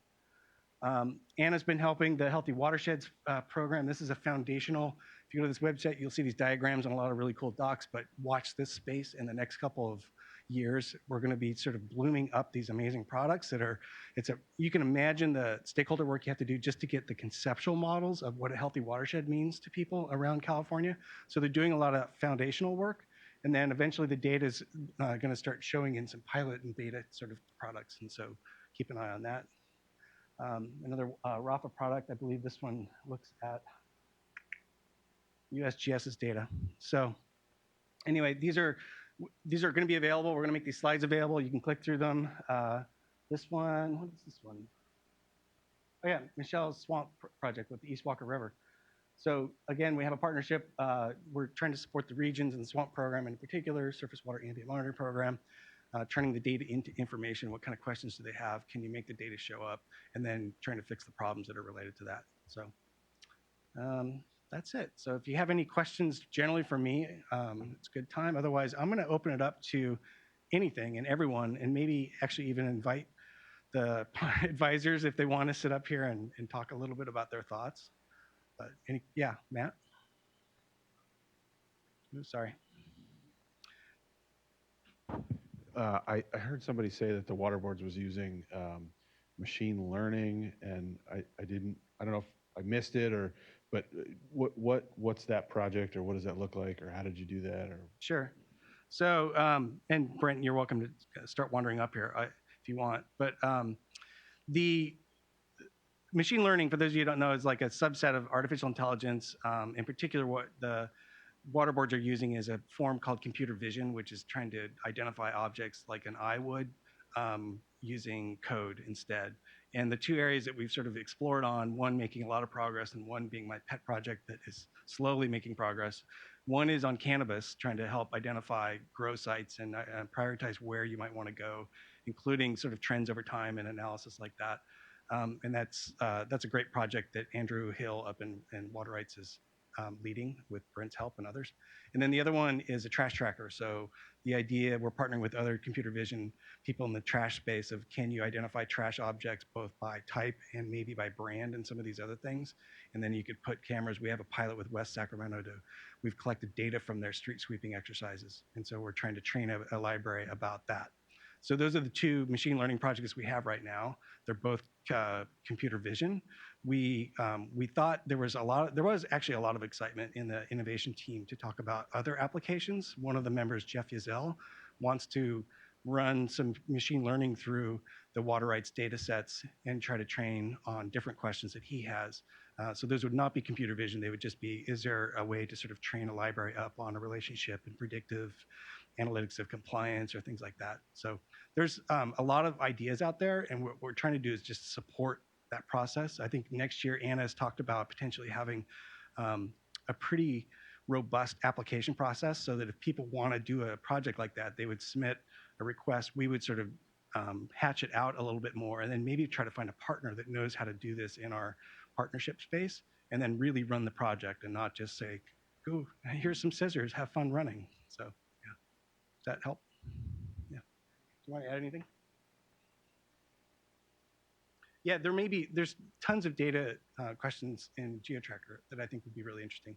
Both CWICs, all these regulatory data sets have the same sort of hatching space for machine learning projects. So we'd be happy to work with you guys if you want to do something.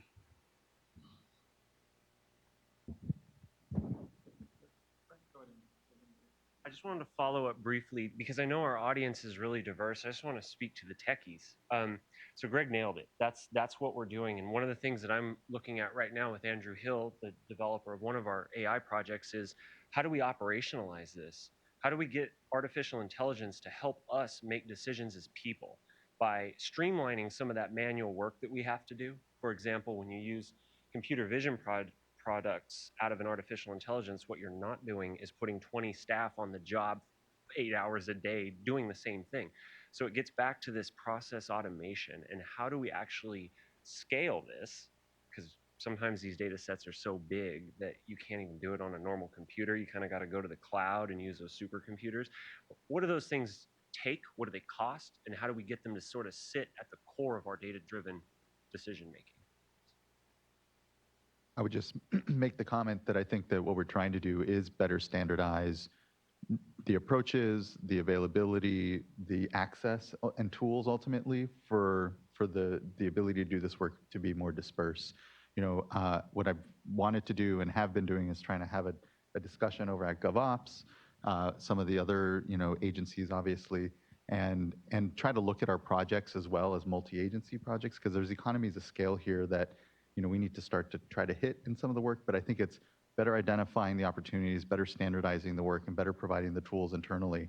And that'll hopefully continue to gel together. But right now, as you can see, it's kind of, as much of this work, a bit of sort of disparate conversations here and there. But I think what we are going to continue to drive toward, and through Greg's office and just the team, I think, of just willing partners. And I'll be really interested when it comes to the data innovation team in the next, kind of boot up, how we make sure we empower that, and from exec all the way down, continue to make sure that we at least get a better sort of sense of what is doable sooner rather than later, and how we, again, better strategize with our sister agencies who benefit from this and are having these same sort of questions as we are as an agency.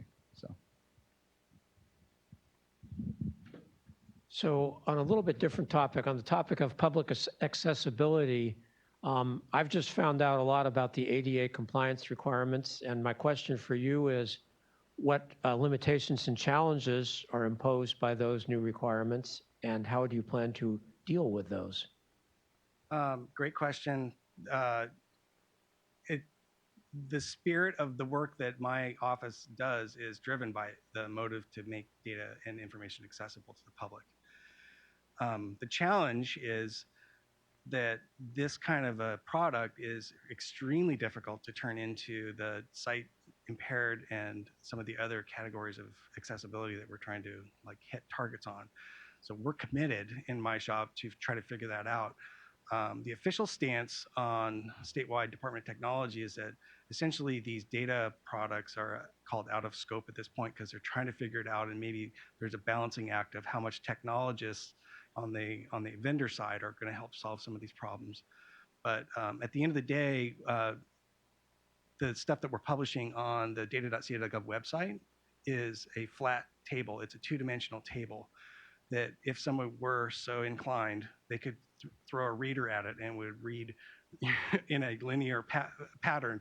That is, obviously not making it as useful, but it does sort of meet a test of accessibility on that sense. There's also some work being done, I think, by the companies like the big ones, Tableau, Power BI, and Esri, to make the visual interpretation, so these visualization products can become more accessible. Right now, you can do what they call an alt text description of this is a graph showing something, but it's really hard to make that interactive too, and say, if you click on this filter, you can see only the category A facilities or something like that you saw in some of the demos.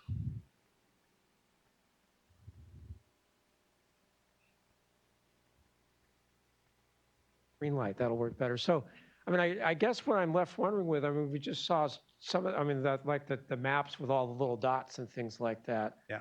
I assume those are not ADA compliant. And so how do you deal, there's all this great information that you want to make available to the public. How are you going to deal with things like that? Yeah, well, you're nailing it.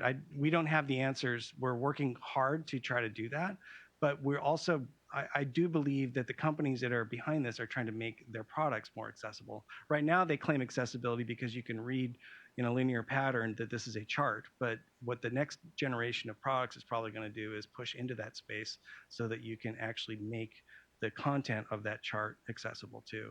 The water boards, like every state agency, are struggling with how to comply.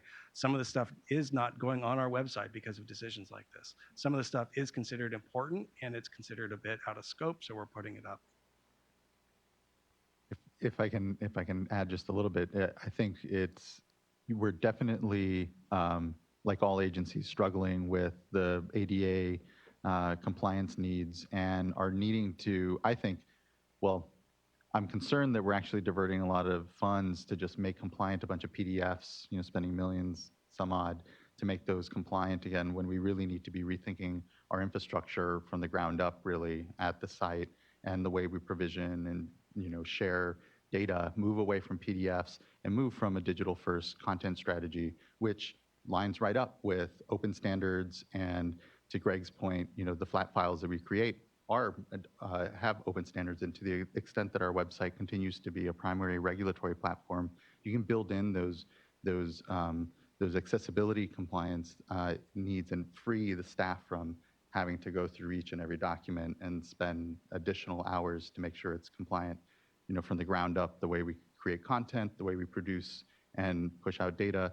And also to Greg's point, I think when it comes to these more advanced visualizations, yes, it's out of scope and we're still needing those questions, but I think there's a fundamental discussion that we're going through and need to, as to how we actually really get to the real issue that I think that you're trying to get to, Alan, here, where, yeah, I think we're nibbling around the edges, unfortunately, still right now, but we're slowly getting there. But it's hard without, say, again, a website that is already sort of able to make the work of accessibility easier and freeing, again, staff to just focus on content and not on having to build that in for each project. Yep, thanks. Good question. Anything else? I was going to mention the interviews that Rafa talked about revealed a couple of things that I wanted to dive into. One is that every person we talked to, every part of the State Water Board program, elements that we visited, which is pretty much everything, does data on a daily basis. They use data to do their job. They need data. It might be different data than what other people use, but it was like a bit of a duh, but it was also really reaffirming of what this process is about, is building sort of a cultural change of how we address data management everywhere, not just on our main databases that are talking about the water use or the whatever that's really popular on the public side, but it's everything about that. The other sort of interesting finding was that, to me, and the executive fellow that worked on this last year was helping draw this out a little bit, the data ecosystem around our fee structure is really good, because it has to be. We have an annual process of checking whether we're receiving enough money to make the programs work. We have these stakeholder meetings that just happened this morning in this room, one of them. And the data around that is critical. Every one of those fee elements has a data component, like acres of land disturbed or how many head of cattle at your dairy and things like that. So those data elements are counted in our databases. The tentacles from those fees reach into a lot of our main databases. And the observation was that the data quality around that was really good, because it had to be. You can't be wrong when you got the stakeholders and say, oh, sorry, we didn't mean that it's 1 million, it's $10 million that we need to raise this year. So it's a really interesting observation that as the organization uses data, the data around that use gets better and gets more refined and streamlined, so that you can pull it up on a dime and use it when you need it. So that was a really encouraging observation too that we got from those interviews. I got a question. Yeah. There's a question from, it's going to be probably focused towards Brent or Eric.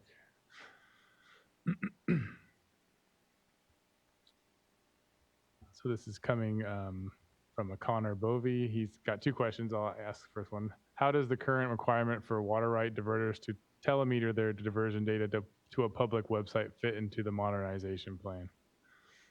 Very well.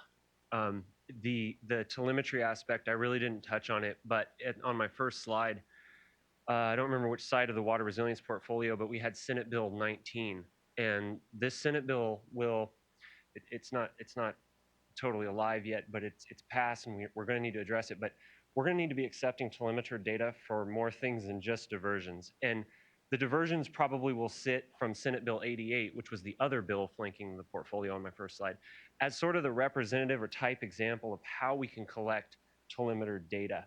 So right now we have some crews, shout out to Charlotte Ely, looking at, like, for instance, the California Energy Commission's AMI structures, their advanced metering infrastructures, looking at what technologies we can borrow so that as these bills come to life, we can hit the ground running. So hopefully that answers the question. Great answers. Second piloted one. You want to talk about the catchers? We piloted a bit of a project to try that out, so that if you stood up a API and some cloud space and some basic transform steps, could you do this and make use of the telemeter data, whether it's being telemetered by a meter or whether it's being sent in by a laboratory? It's really kind of the same process at the catcher's mitt side. So we have a pilot project. We learned a little bit from it. We're trying to move it into a next stage. Thanks. And the second question, will digitized versions of the paper water rights on file with the Division of Water Rights be made available to the public when they are scanned?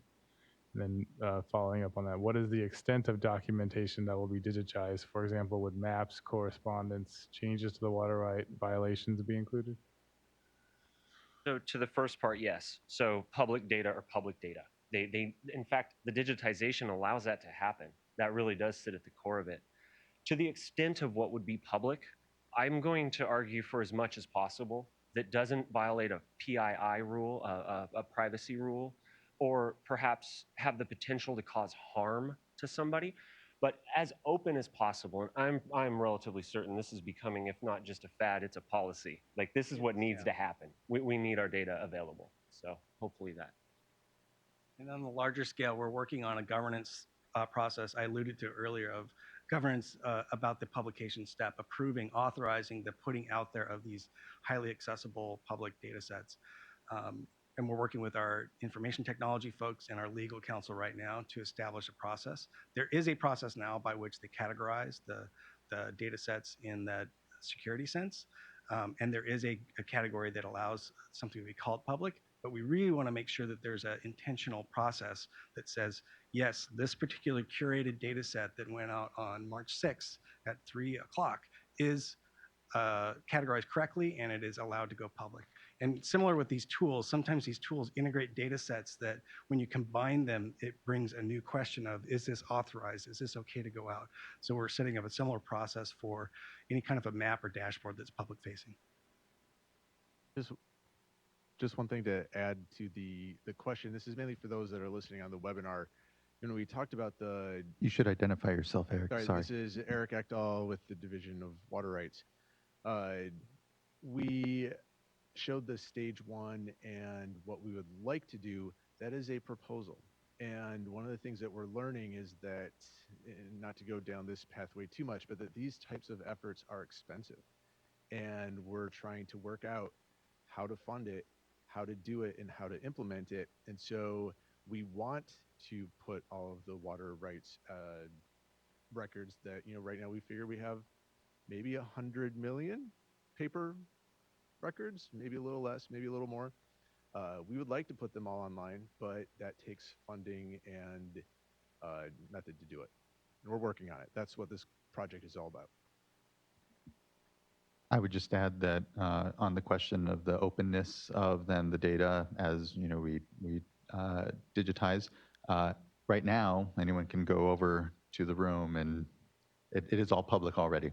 And so it would of course have to continue to be, and I would very much commit ourselves to that as a chair. So. But that points out a really good point about the burden, and it kind of gets to your point, Alan. It's there, but someone has to take time off, come during a work day, go get cleared to go into the room, stand with somebody in a room, make a copy.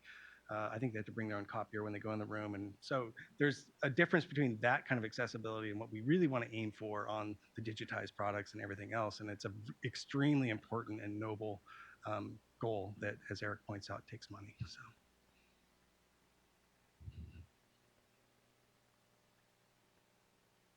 Hi, Meredith Lee. Great job. I think the showcase and all of the presentations today on a Friday afternoon and the people who are still here, it's a testament to how there are many different forms and shapes for data management innovation. I know it's only been a year for the innovation team, but it's never too early to think about sustainability.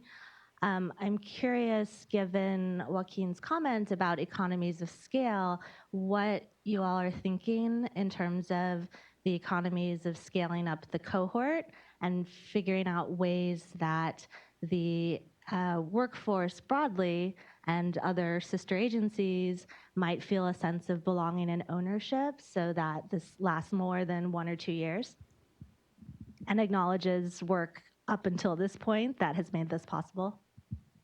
That's a great question. We have thought a lot about that. One of the main feedback points was that the amount of time that we asked for was unrealistic, that it takes more time than what we'd asked for from the supervisors to donate of their staff. We also found that the format and structure made it less efficient or effective use of their time. An hour a week or an hour a month in a meeting versus maybe stacking it all together and putting them in a room for a while. And we learned really like that the putting them in a room for a while kind of a model is what we want to aim for in some format for some of these groups and projects. And we learned that because we watched Angie Gearheart and her awesome team at the altevogt.ca.gov project, where they basically locked them in a room for a few weeks and did these kinds of products.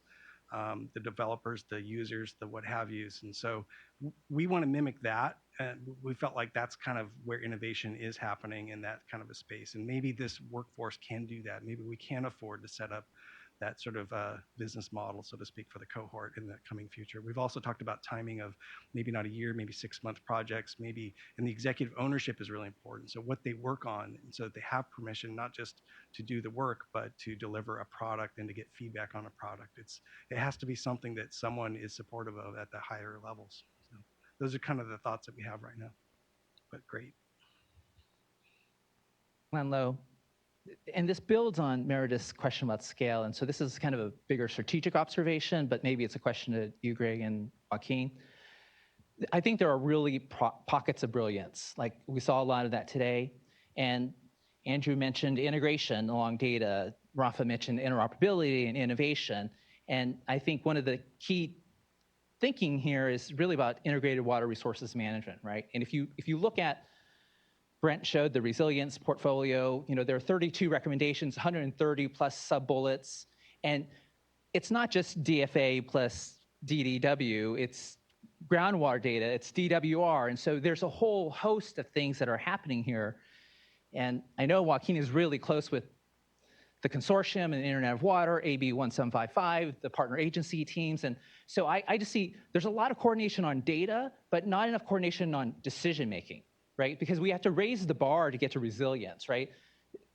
Despite the governor resilience not being perfect, it's a great document, and it does raise the bar on what's required.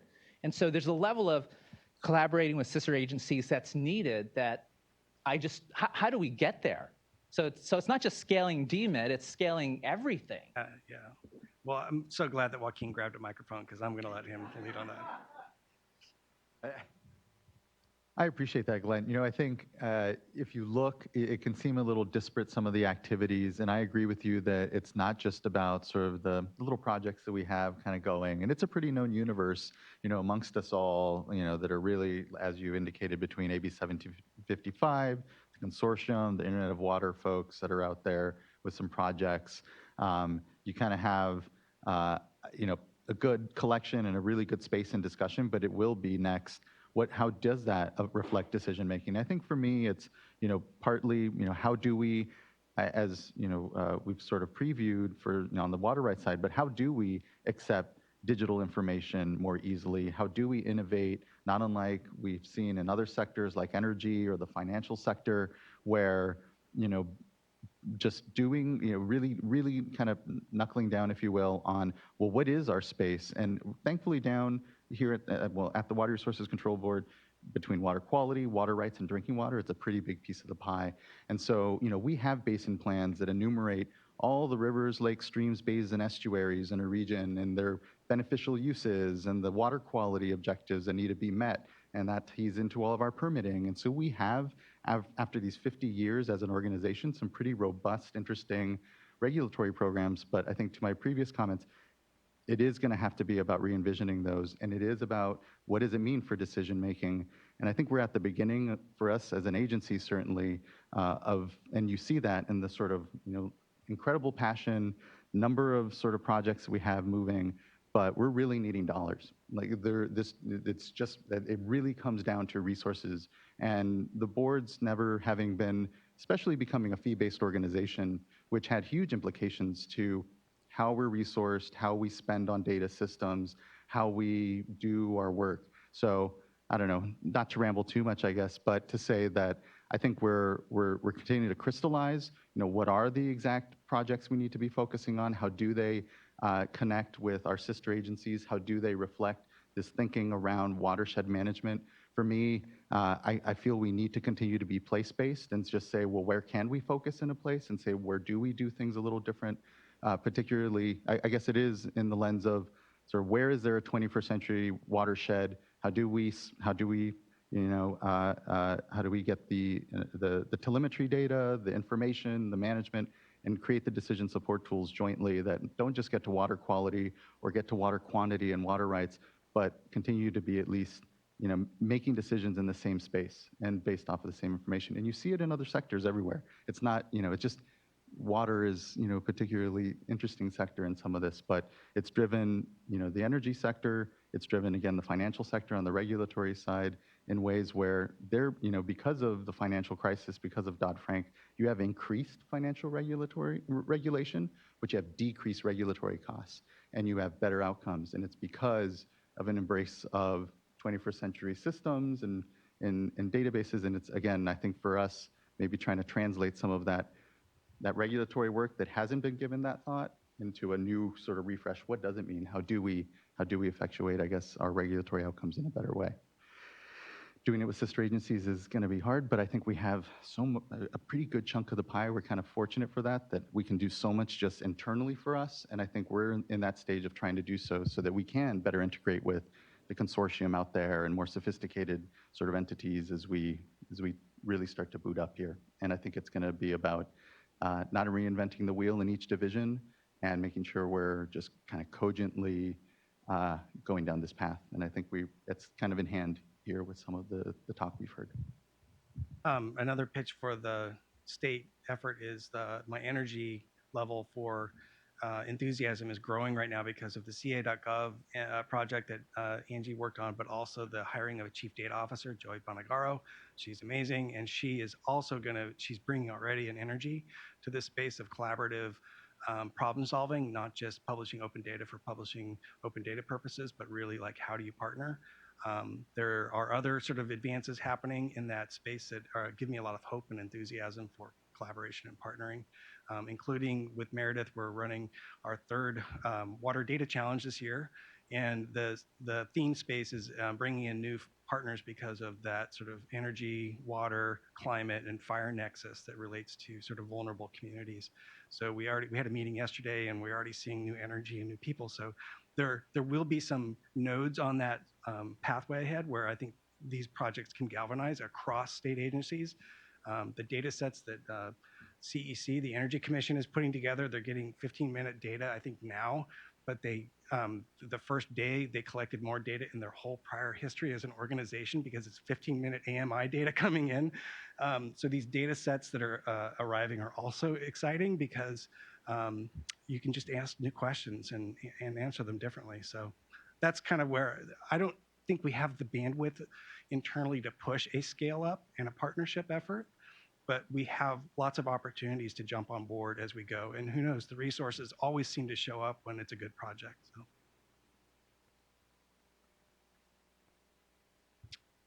Another one online, or? No, there's a hand in the back. Oh.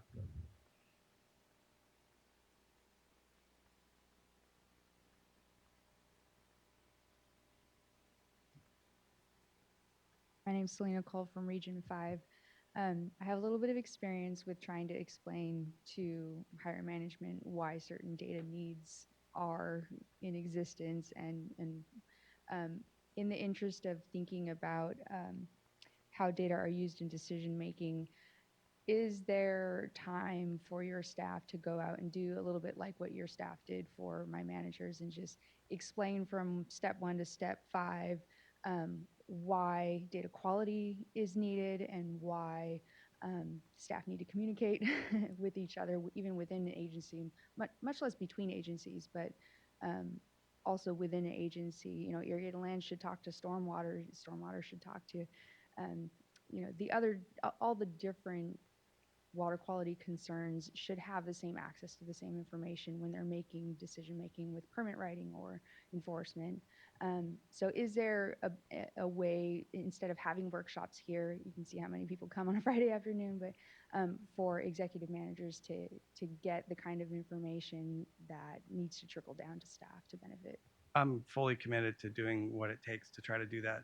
I have a great, amazing team. Tessa in the room is working on the data quality stuff. Melissa Morris, who's home, unfortunately not feeling well, is maybe probably even watching. She was one of the architects behind many of the documents that we just talked about with data quality and the whole strategy. The interesting thing is data projects don't often say data in their name, and communicating that linkage to our executive management is really, I think, going to be interesting. We have an opportunity to talk about, for example, a statewide lab contracting process that sounds like a disaster if you just say we're taking a bunch of contracts that people were happy with and shoving them into a new single one, but it's actually, the story is fascinating from a data perspective because what it's doing is forming an alignment of data quality interests across the organization, creating conversations, forming a strategy so that the central lab has to meet the new data quality objectives for environmental laboratories in California, and thereby all the sub labs have to do it too. So it's creating this new sort of ecosystem of data, but it has nothing data related in its name, so to speak. So the opportunity to explain that to people, that this is what my staff and what we're doing to try to help the organization, it's a great invitation, and we'll take you up on it. But also any other region and any other district office that is online and wants to have that, my staff can do that. And it's a conversation. We don't have all the answers, but I do think it's revealing to sort of start talking about how organizations' data management needs go way broader than just databases. I think the biggest disconnect is between how beneficial it can be. I think sometimes managers hear improving data management and they think increase staff time as opposed to decrease staff time. So using the framework of here's a management driver coming down the pipe, like biostimulatory, or you know, whatever the management need may be, and explaining how improving how we're looking at the data could really improve staff time and make it more efficient. Yeah, no, that's a great point. And I welcome your thoughts too. I mean, I know you have a lot of experience in this, so messaging this would be open invitation to anyone, but you in particular, of how do you do that? Because it really is a challenge to explain that work just changes. It doesn't mean that work increases all the time. It just, as you heard, computer vision and machine learning might replace hours. People who are hand entering things into databases today for human resources things or something like that may someday be free to do something else because we've automated some data flow or improved the data quality. The way I think about some of these collected data is that driver, that stage 0 driver of whether it's permit driven or study, like even more importantly, money. Like when we get grants and we spend $1 million or $6 million on collecting data, we should be treating that like our gold. And we do in many cases, but we should be treating all of that like our gold. It's the future of California's public water data, right? So explaining that it's worth it because it probably saves time down the road and makes decisions better down the road is definitely part of that equation.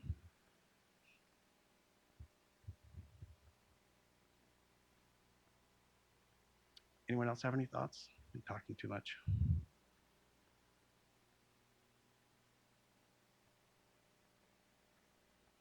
We have some example questions for you.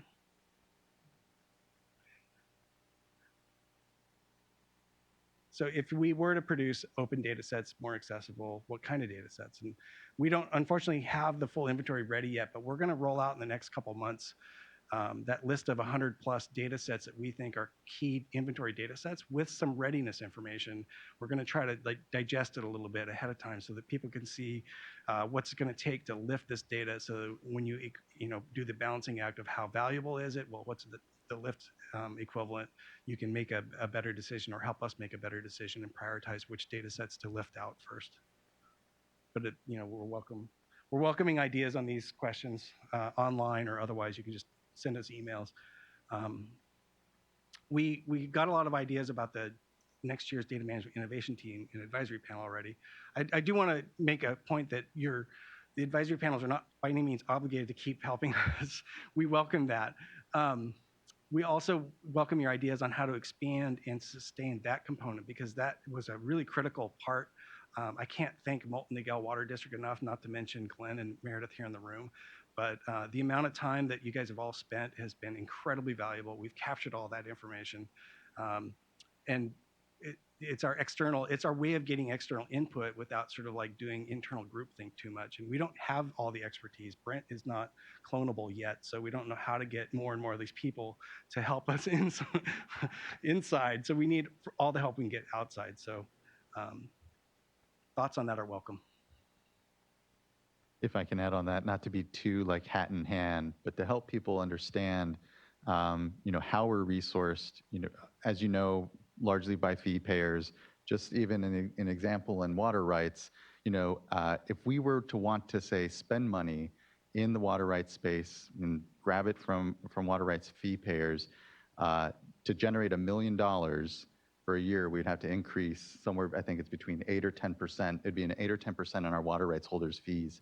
So if I wanted, to generate, say, 5 million, which would not be a, extreme amount at all, and maybe get us a little study money when it comes to our systems, you can see how we quickly exhaust the appetite of our fee payers to actually fund some of this data work. And so just some context that when it comes to the partnerships that we have, both in the context of AB 1755 with our partner agencies and sister agencies here on the state side, but also external folks.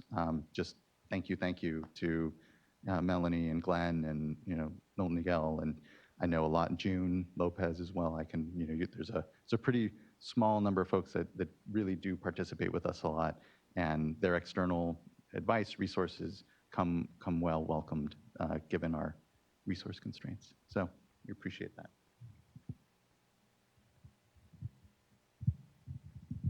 Great presentation. As a new employee of the state, it's been a great overview to kind of hear what you've been working on.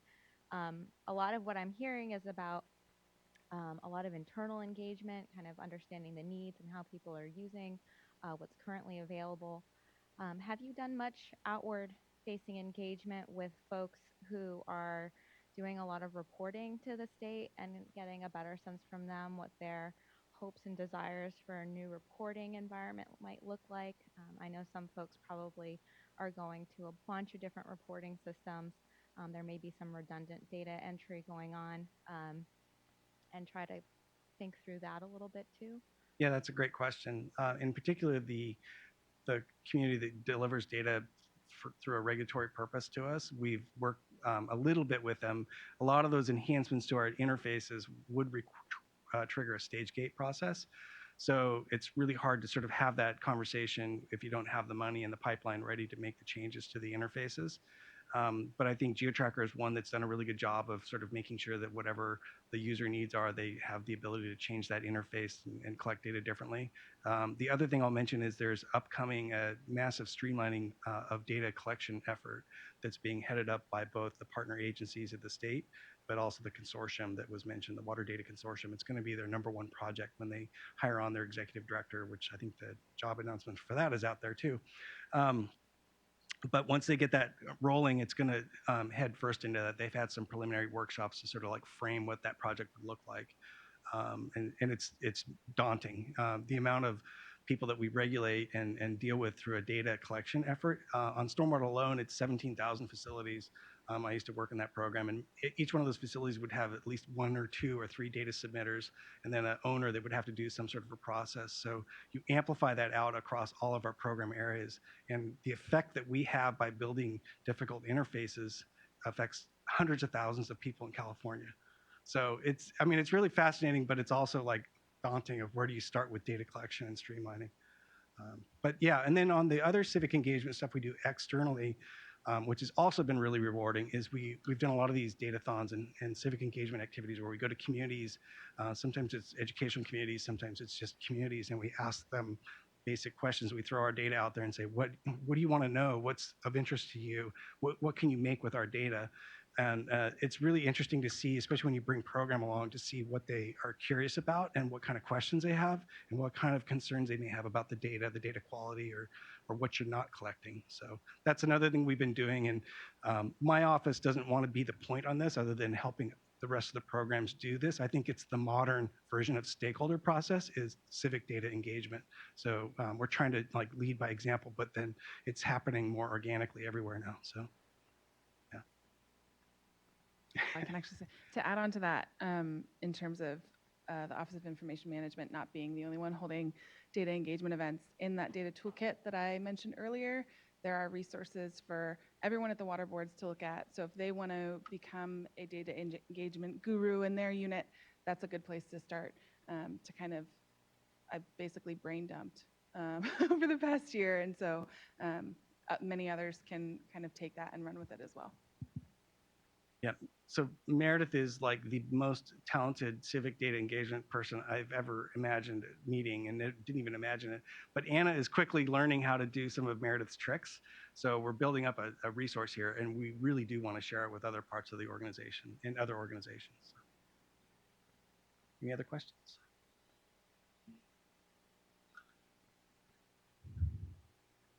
Okay, well, we don't need to hold you till 4. So anyway, thank you everyone for your comments and your questions and your time.